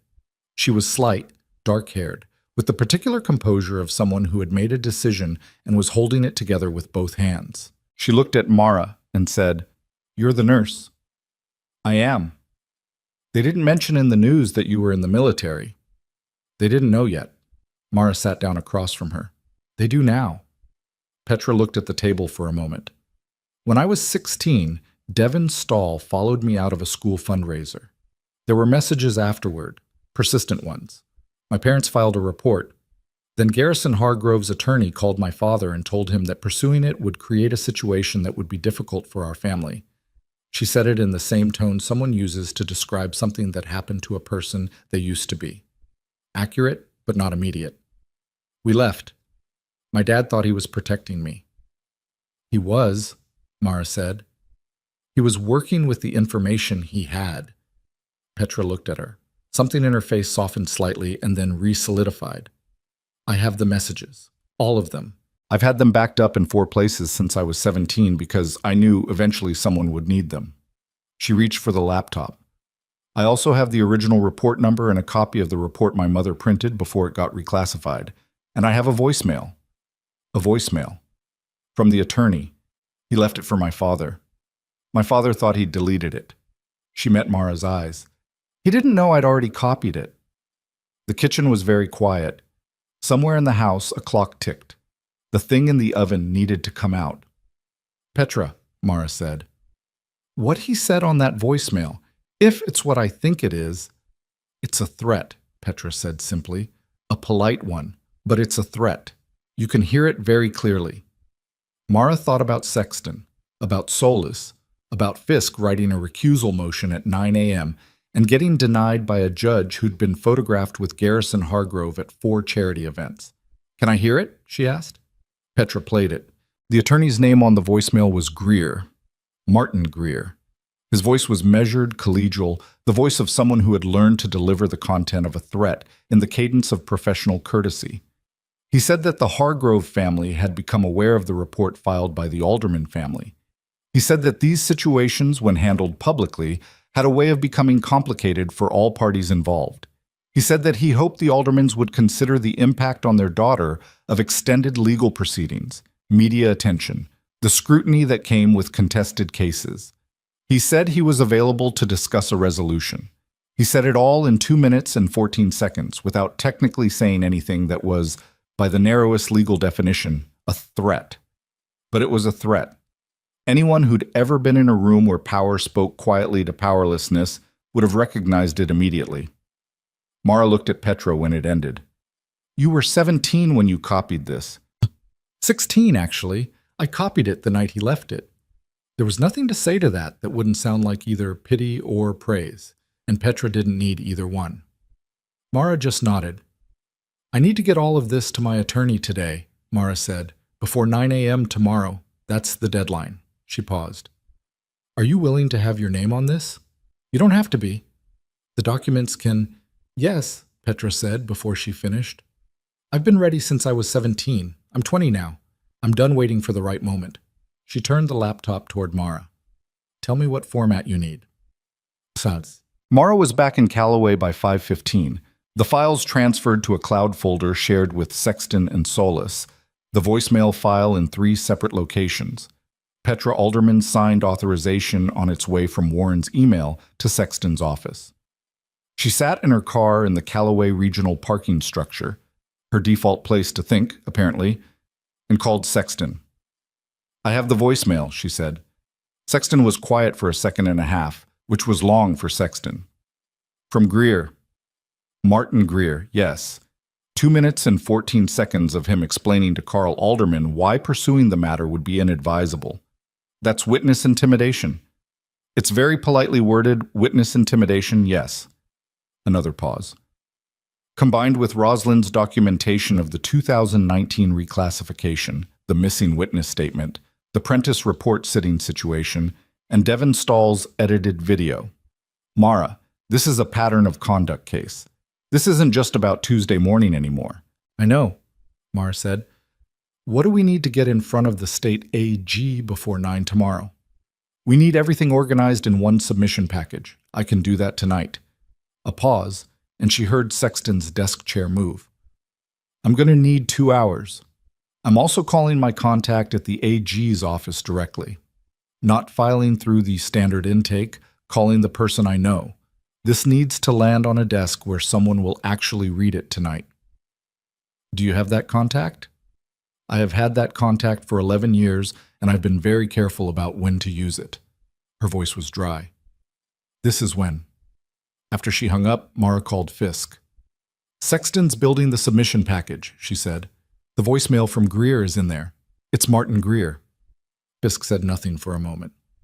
"Martin Greer as in Hargrove's general counsel." "The same." That changes things significantly. His voice had shifted into the register of someone recalculating load-bearing walls.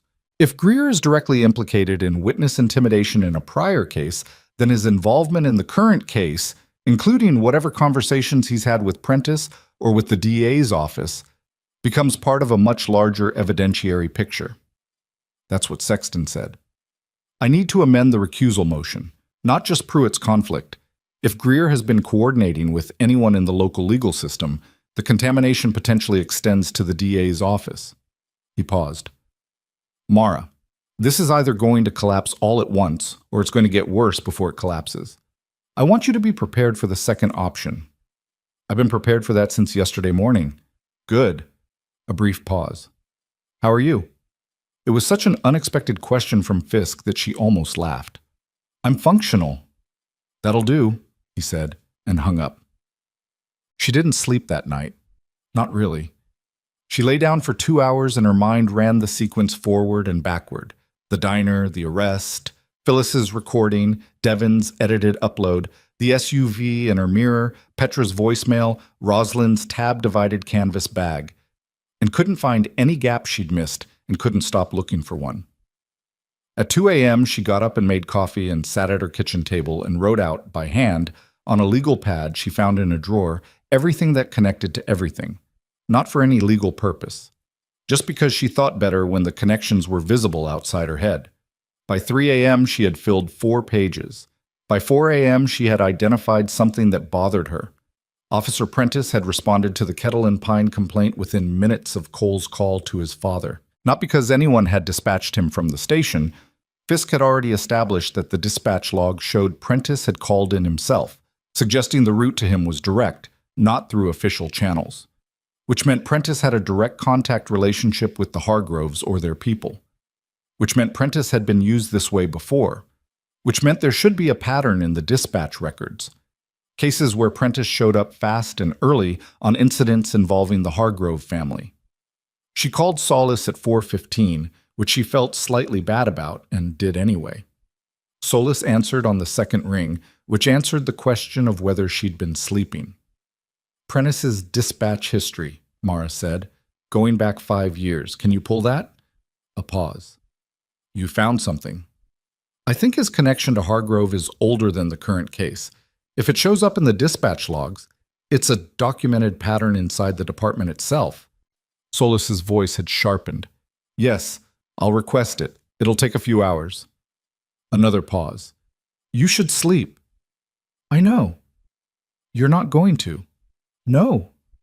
"Drink water at least," Solis said, and hung up. The submission package reached the state AG's office at 7:43 a.m. Paula Sexton's contact confirmed receipt by text at 7:51 with the single word, reading. Declan's preliminary hearing was at 9. Mara arrived at the Callaway County Courthouse at 8:30. She had not been asked to be there. She went anyway. The building was 3 stories of pale brick on Harmon Street, with steps that had worn smooth in the middle from decades of foot traffic, and a lobby that smelled like floor wax and recycled air. Fisk met her in the hallway outside the courtroom. "You didn't have to come," he said. "I'm aware." He looked at her for a moment with a complicated expression. Sexton's contact at the AG's office called her 40 minutes ago. "Someone is reviewing the submission package this morning. They haven't committed to action yet, but they're reviewing. What does that mean for the hearing?" "It means we proceed as planned and hope something moves before Pruitt does." He straightened his jacket in the way of someone who did it out of habit rather than vanity. "The amended recusal motion is filed. Pruitt will hate it. He'll probably deny it again." "And then?"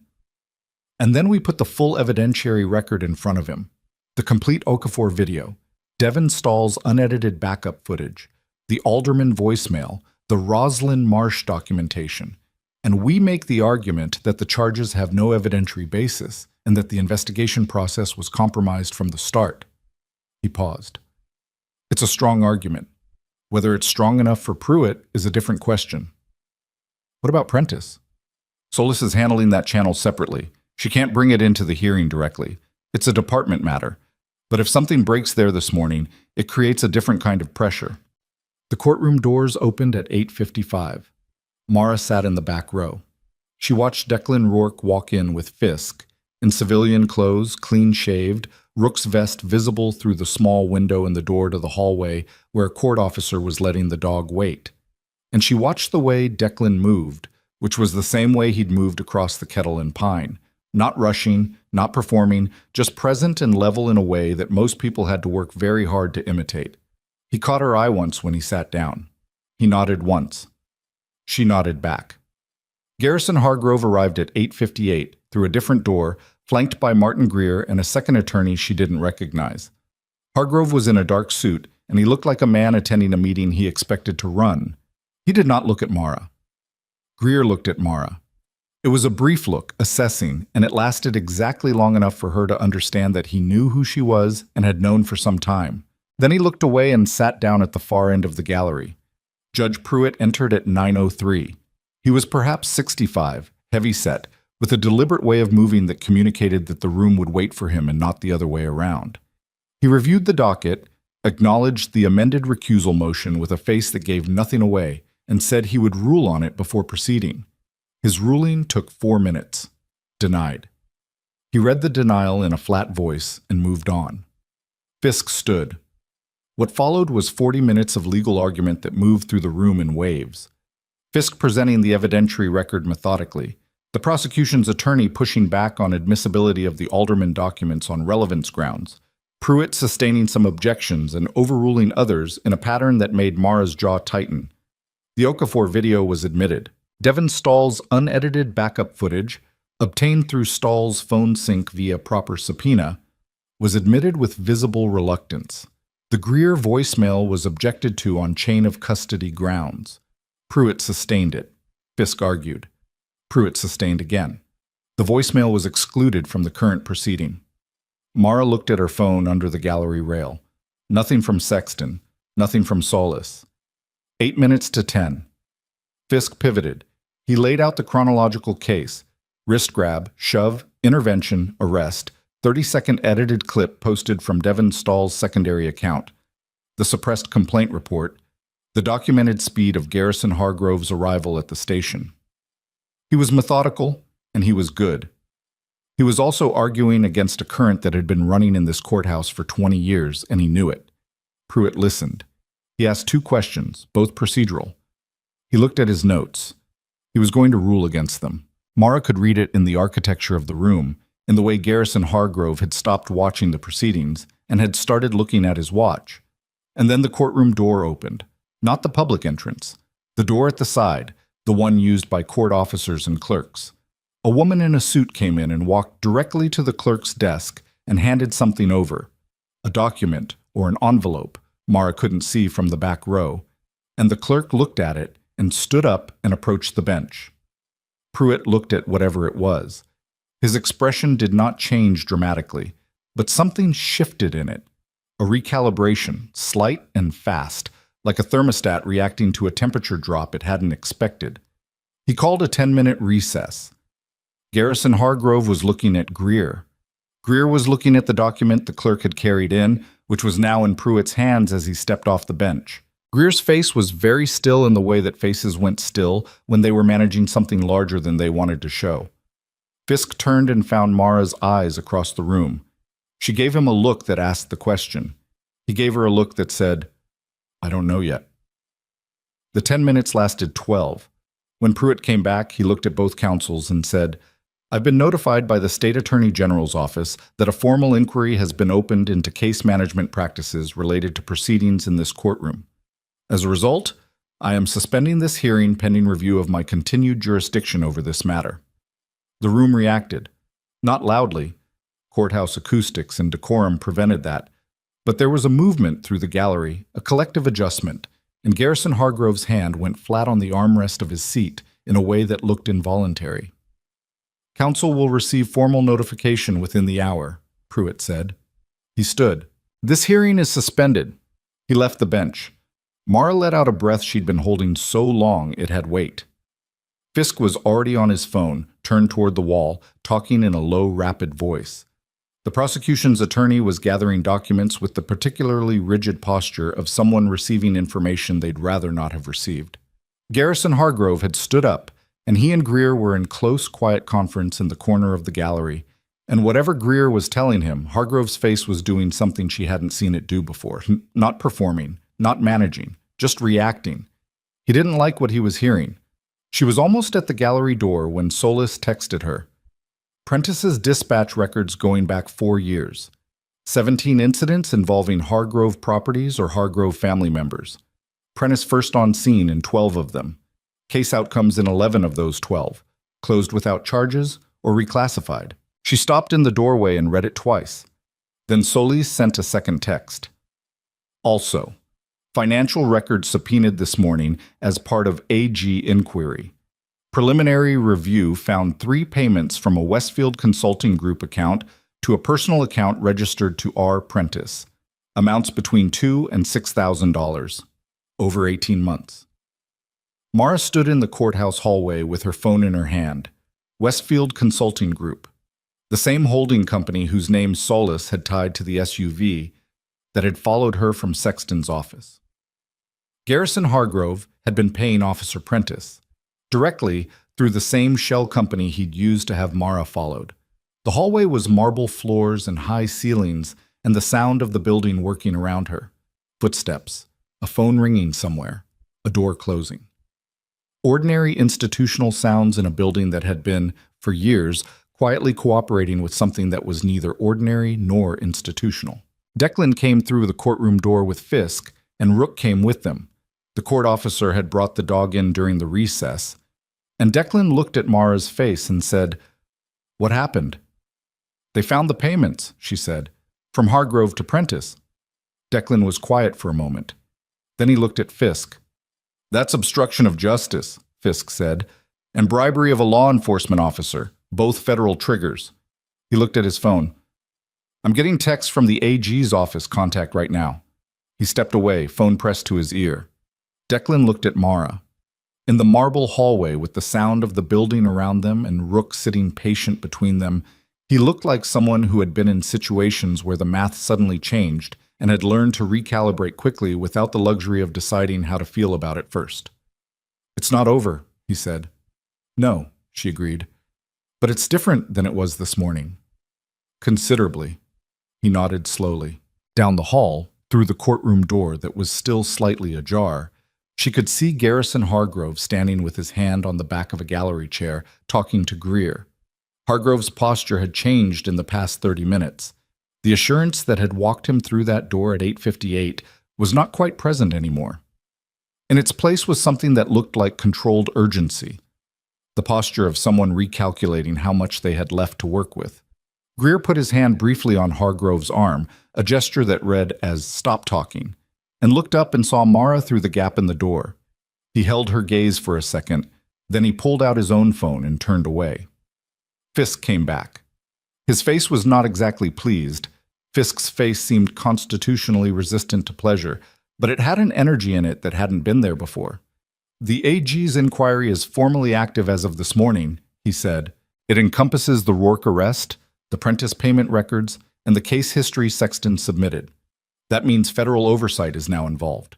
Local prosecution cannot proceed without running through that oversight." He paused. "It also means Garrison Hargrove's attorney, Greer, is now potentially a subject of the inquiry, not just an advisor to a party in it." Declan looked at him. "What does that mean practically?" "It means Greer needs to think very carefully about whose interests he's representing and whether those interests are still aligned." Fisk glanced toward the courtroom door. "In my experience, when attorneys realize they've become subjects, they start thinking about themselves." The hallway was quieter now. The morning docket had moved on somewhere else in the building. Mara's phone buzzed. Paula Sexton. Rosalind Marsh just received a phone call from an unknown number. Caller told her to let this go, if she knew what was good for her. "She's recording all calls now and she's fine, but I want you to know." Then a second text. That call came from a number registered to... A pause of 15 seconds, which meant Sexton was confirming something before she sent it. Registered to Westfield Consulting Group. Garrison Hargrove was in a building where a federal inquiry had just been opened. He knew his financial records had been subpoenaed. He had just watched his attorney find out that he was potentially a subject rather than just counsel. And in the middle of all of that, someone with access to a Westfield Consulting Group phone had called Rosalind Marsh and told her to let it go. Mara showed the text to Fisk without speaking. Fisk read them. He looked up. His expression was the closest thing to satisfied she'd seen from him yet. "Witness intimidation in real time," he said, "during an active federal inquiry." He reached for his phone. "That's not a mistake a careful man makes. That's a man who's running out of plays and knows it." He stepped away again, already dialing. Declan was reading over her shoulder. He straightened up and looked at the courtroom door again. Hargrove and Greer were no longer visible through the gap. The door was fully closed. Rook made a low sound and his ears went forward, pointing at something neither of them could hear yet. Sexton called at 11:40. Mara was in the courthouse parking lot in her car, heat running against a morning that had gotten colder while they were inside. Declan was in Fisk's car 2 rows over. She could see them talking through the windshield. "The AG's office called me," Sexton said. "Formally. They're treating this as a pattern of conduct investigation spanning at least 4 years. They want Rosalind Marsh's complete documentation, Petra Alderman's materials, and my case log from this week." A pause.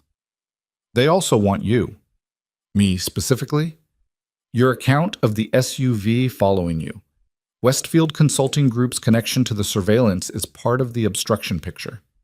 Sexton's voice was precise and slightly elevated in the way that meant she was energized and controlling it. "They're moving fast because of the Rosalind Marsh call. Intimidating a witness during an active inquiry is the kind of thing that makes investigators work overnight. When do they want me?" "This afternoon, 2 o'clock. The AG's field office on Sutter Street. It's in Callaway. They have a satellite presence." A pause. "I'll be with you. Don't go alone." "I wasn't planning to." "Also," Sexton paused again, and this pause was different, more measured. "Dr. Renfield, the hospital called me this morning." Mara's jaw tightened. "What now?" "He filed a formal performance review request with HR, citing your involvement in a public incident as grounds for reviewing your fitness for patient-facing duties." Sexton's voice was controlled. "The hospital's HR director is a woman named Camille Oates, who I have met twice and who appears to have an actual backbone. She called me because your name was on the consultation list from yesterday, and because she wanted to know what was actually happening before she made any decisions." "What did you tell her?" "The truth. That you were physically assaulted, that you've done nothing wrong, and that a formal investigation is underway that vindicates your conduct entirely." A pause. "I also mentioned, carefully, accurately, that initiating a performance review against a staff member who is a victim in an active investigation might create its own liability exposure for the hospital." Another pause. "Camille Oates has asked Dr. Renfield to hold any formal action pending review. He is not pleased." Mara looked out through the windshield at the pale November sky over the courthouse. "He never liked that he couldn't figure out what I'd done before nursing," she said. "It bothered him. People like him need to be able to place everyone." "He's going to have to place you now," Sexton said, "whether he likes what he finds or not." The AG's field office was a suite on the 3rd floor of an office building on Sutter Street that looked like it was also home to an insurance agency and a physical therapy practice. The agents who met them were professional and efficient and treated Mara's account with the particular focused attention of people who already had most of the shape of something and were filling in the interior.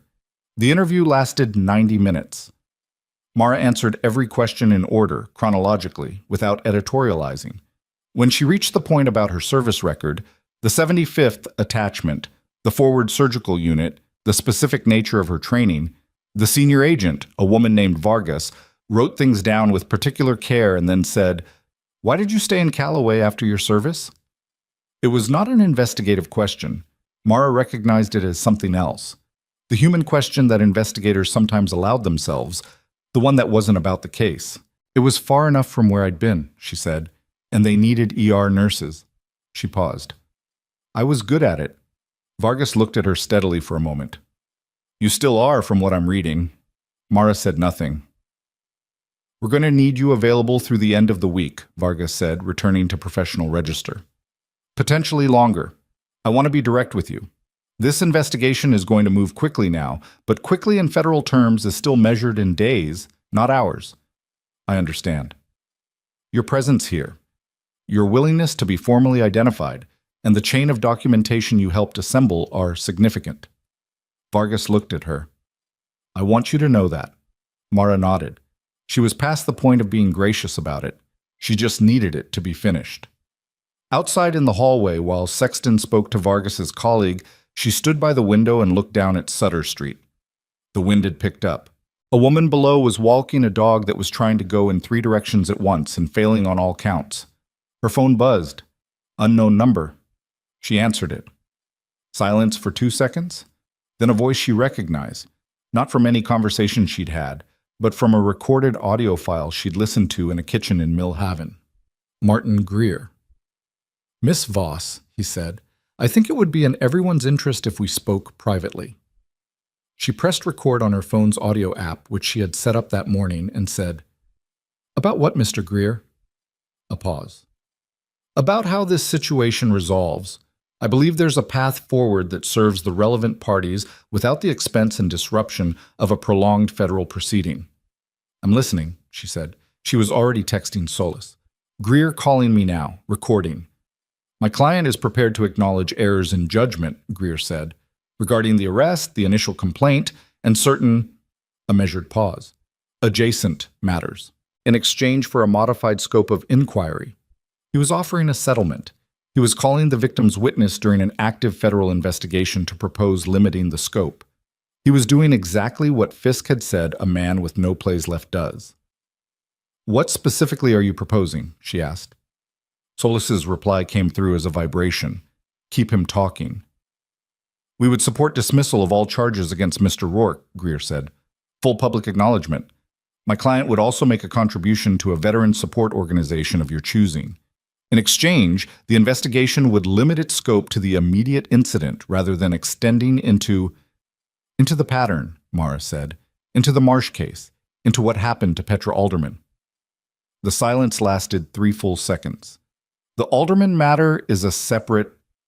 Rosalind Marsh received a call this morning from a Westfield Consulting Group number, Mara said, telling her to let it go. That call was made after your client knew the AG had opened an inquiry. That is not an error in judgment, Mr. Greer. That's a federal crime committed after a federal investigation began. The silence this time was different, longer.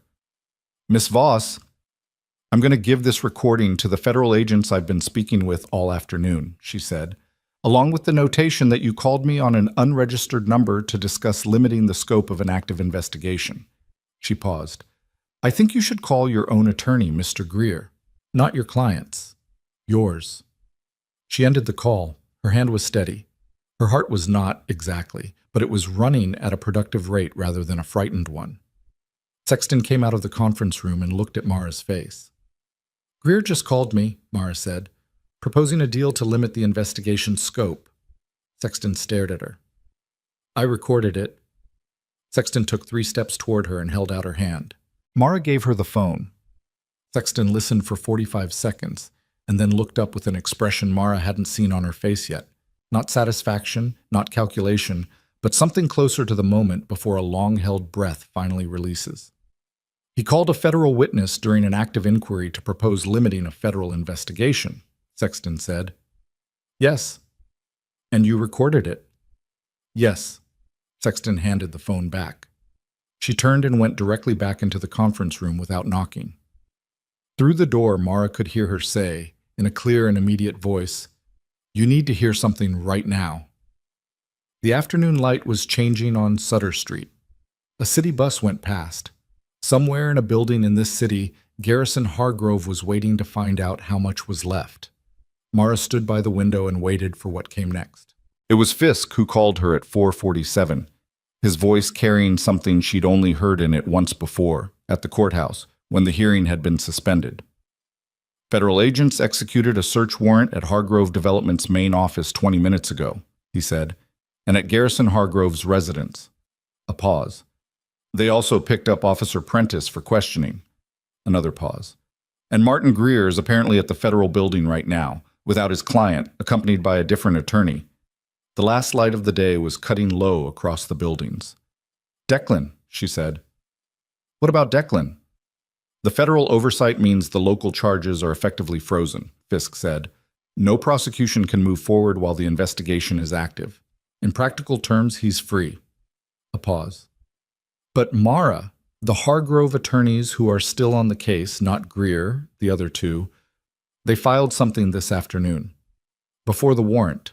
They filed a motion to have you declared a hostile witness and exclude your testimony on the grounds that your military background makes your account of the incident. He paused, and she could hear him choosing his words.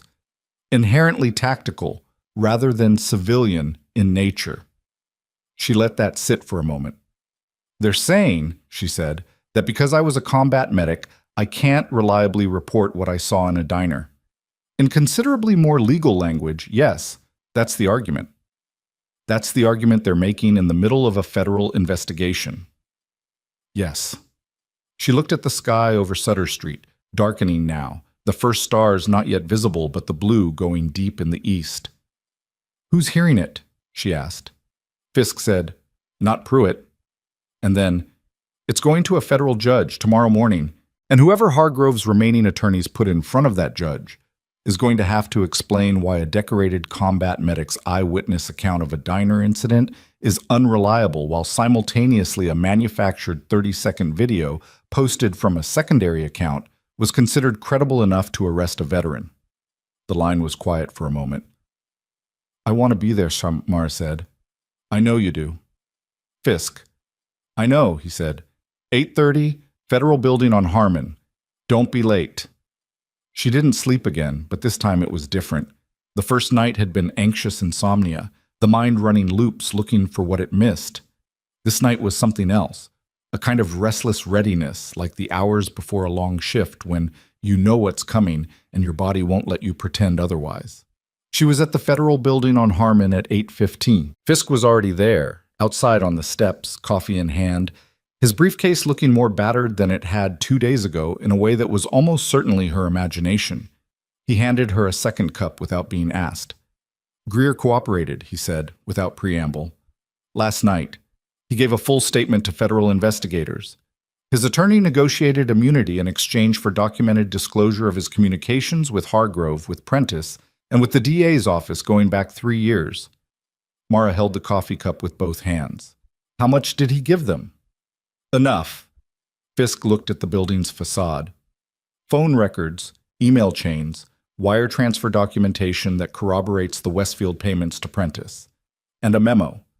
His own memo, apparently, outlining the strategy for handling what he called incident containment when the Hargrove family needed insulation from legal consequence. He paused. The memo referenced 4 prior incidents. The Marsh reclassification, the Alderman situation, 2 others we hadn't connected yet. The morning was cold and clear. Mara drank the coffee and thought about Martin Greer in a federal building the night before, making the calculation that men in his position eventually made, not the calculation between right and wrong, but the one between loyalty and survival, which was a different math entirely and always had been. He's going to walk, she said. Reduced exposure, not walk. Fisk looked at her. But yes, less than he deserves for his part in it. He said it plainly, without softening it. That's how these things work. The person at the center pays most. The people around him pay less, in exchange for helping dismantle the center. And Hargrove. Hargrove's remaining counsel filed the hostile witness motion at 4:17 yesterday afternoon, Fisk said.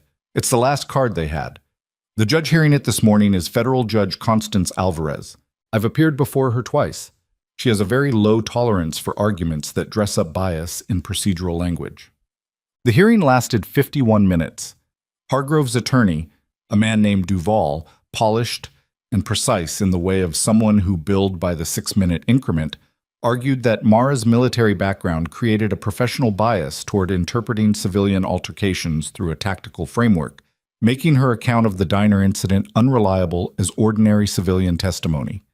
Judge Alvarez listened to the full argument. She asked 3 questions, all of them procedural, all of them delivered in the even tone of someone who has already formed a view and is confirming its dimensions. Then she looked at Duval and said, "Counsel, are you arguing that a combat medic's years of training in triage, situational assessment, and precise observation under pressure make her less reliable as a witness than an untrained civilian?" Duval said, "In the specific context of, answer the question as I asked it." A pause. "The argument is more nuanced than, the motion is denied," Alvarez said, "with a notation in the record that this filing appears designed to intimidate a federal witness and will be reviewed as part of the ongoing investigation." She looked at the room over her glasses. "We're done." She stood. The room stood. She left. Duval gathered his papers with the careful movements of a man in the process of understanding that there was no version of this week that ended well for his client. Mara sat in the gallery and felt something she hadn't let herself feel since Tuesday morning. Not relief exactly, because the work wasn't finished, but the specific loosening of something that had been held very tight for a long time. Fisk sat beside her. "Told you," he said quietly. "You said she had low tolerance for it." "Same thing." The formal charges against Declan Rourke were dropped at 2:17 that afternoon, in a document filed by the Callaway DA's office in language so neutral and administrative that it almost obscured the fact that it was a complete reversal of everything they'd committed to 48 hours earlier. Almost. Mara read it on her phone in the Callaway regional parking structure, which had apparently become the place where important things happened to her this week. She texted Fisk. "Saw it." He replied, "Press release going out in an hour. Solis is handling the military side." Solis's press release, when it went out at 3:15, was measured and specific in the way of official military communications. No flourish, all content. It identified Declan Rourke as a decorated Sergeant First Class with a service record that included 2 commendations and 3 deployments, stated that the charges filed against him had no evidentiary basis, and noted that a federal investigation was underway into the law enforcement processes that had produced the arrest. It thanked, by name, the civilian witnesses who had preserved the factual record. It named Phyllis Okafor. It named Nadine Brower. It named Mara Voss. It also, and this was Solis's addition, Mara would later learn, noted that Mara had served as a combat medic attached to a forward surgical unit during 2 overseas deployments before transitioning to civilian nursing, and that her service record included a commendation for actions under fire that had never been publicly disclosed. The Denver news stations picked it up within 20 minutes. By 5 o'clock, it had gone regional. By 7, it had gone beyond regional, and Mara's phone had rung 11 times from numbers she didn't recognize, which she didn't answer, and 3 times from numbers she did, which she did. Karen Hollis called at 5:48. "Renfield withdrew the performance review request," Karen said. "This afternoon. Before the press release, actually. I think someone in hospital administration had a conversation with him about institutional liability." A pause. "He sent me an email calling it a proactive reassessment of the situation." Mara said nothing for a moment. "How's the ER?" "Short-staffed, as always. Why?" "I'm coming in tomorrow." "Mara, I've been off 3 days. People need coverage." She paused. "And I need to work. I'm better when I'm working." Karen was quiet for a moment. 7 a.m.? 7 a.m. Garrison Hargrove was arrested on a Thursday, not the Thursday of that week. The investigation moved in federal time, as Vargas had warned, which meant days and then more days of document review, depositions, subpoenas branching into further subpoenas. Mara gave 2 additional formal statements. Rosalind Marsh gave 3.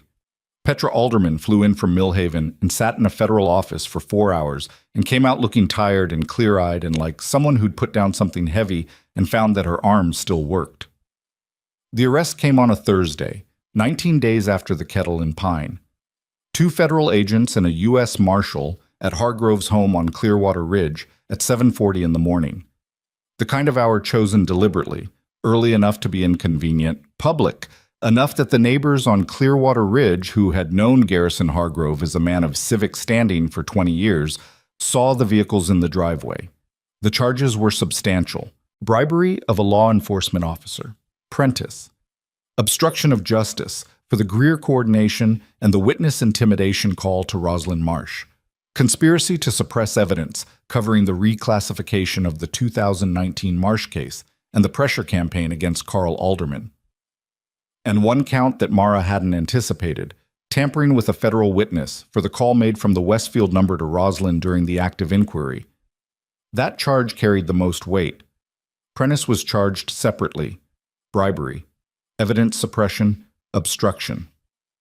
He resigned from the Callaway Police Department the morning before the arrest, and it didn't make any difference. Cole Hargrove and Devin Stahl were charged in Callaway County Court with harassment, assault, and filing a false police report. Cole's attorney entered a not guilty plea that nobody in the county took seriously. Devin Stahl, who had not inherited his friend's surname or the insulation it had always provided, accepted a plea deal within a week. His cooperation against Cole was, by all accounts, immediate and thorough. Martin Greer lost his law license. The bar investigation took longer than the criminal case, which was its own kind of justice: slower, more procedural, and in some ways more permanent than anything a court sentence could produce. He would not practice law again. Mara read about the arrest on her phone in the ER break room between patients, still in her scrubs.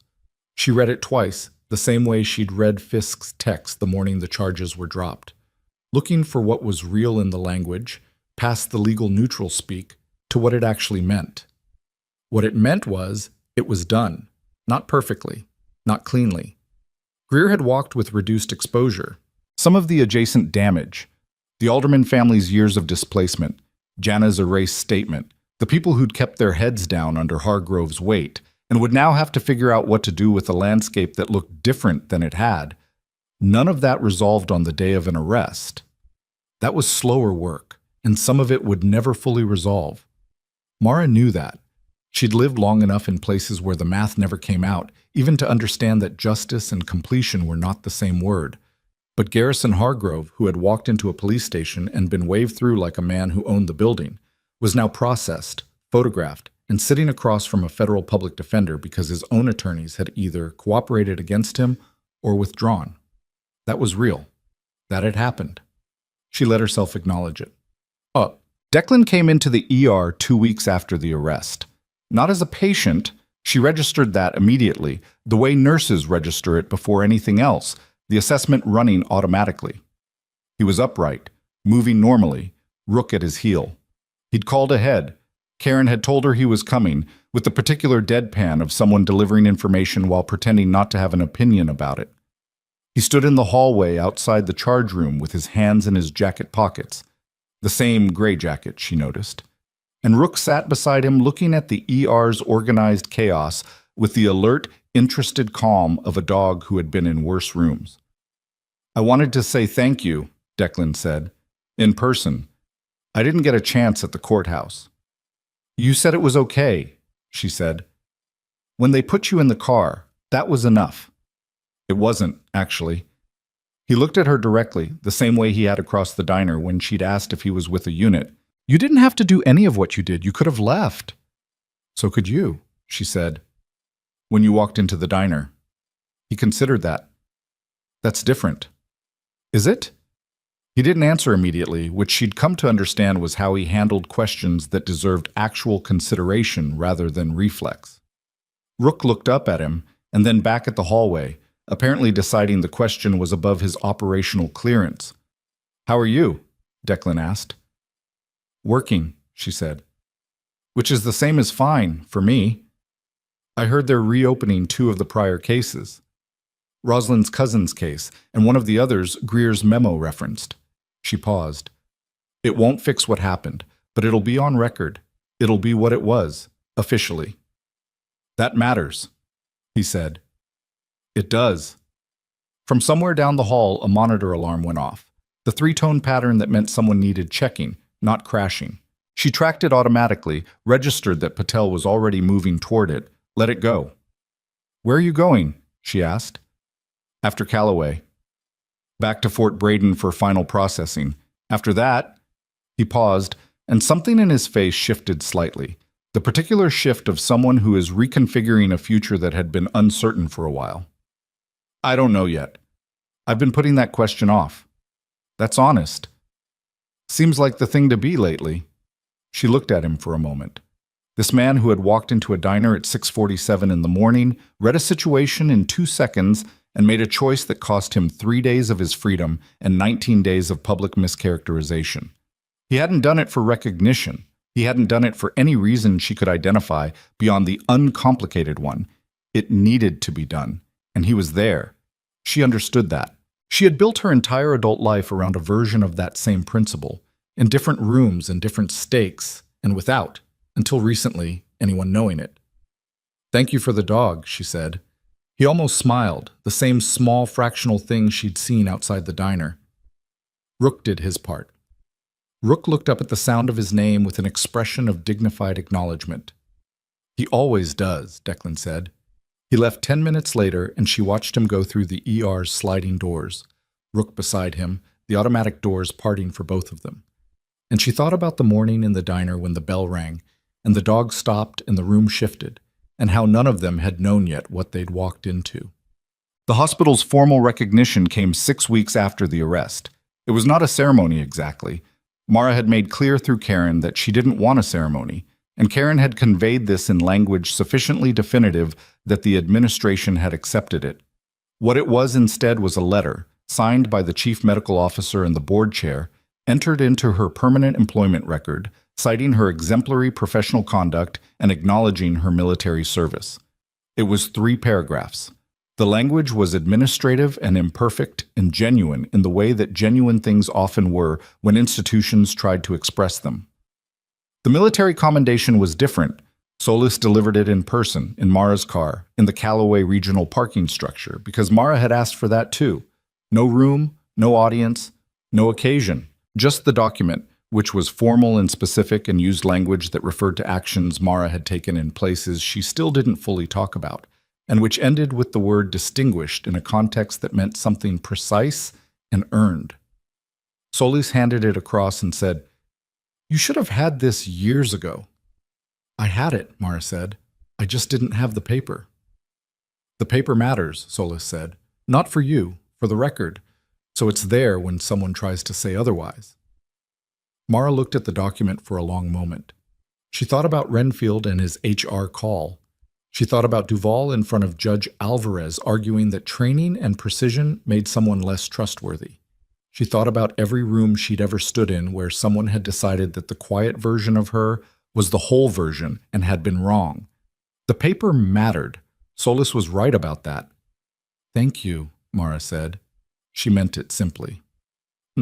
Phyllis Okafor came into the ER 3 months later with a sprained wrist, a real one, from a fall on her front steps, and ended up in Mara's Bay, which was either coincidence or the particular way that small cities arranged these things.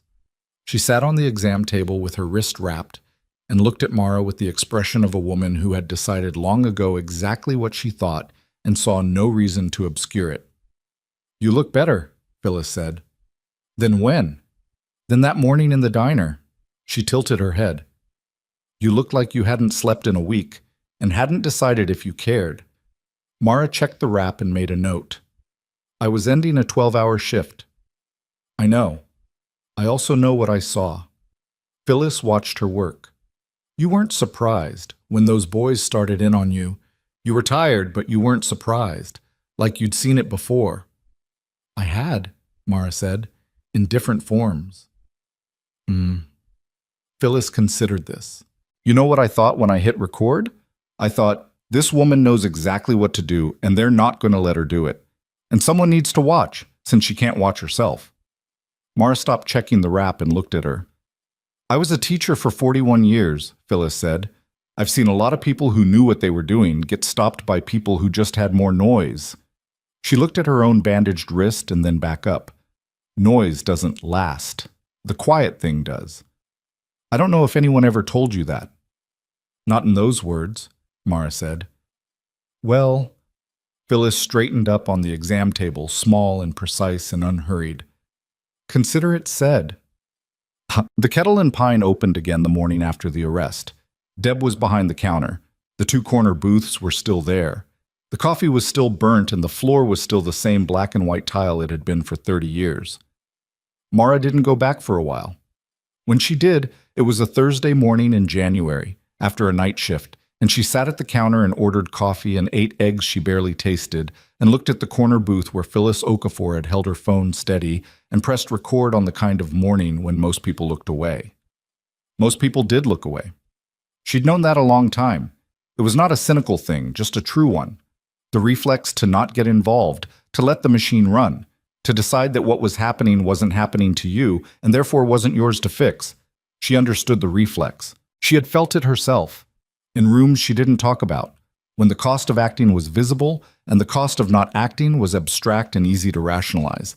But there was always someone who didn't look away. Phyllis Okafor with her phone. Rosalind Marsh with her canvas bag full of 4 years of documentation.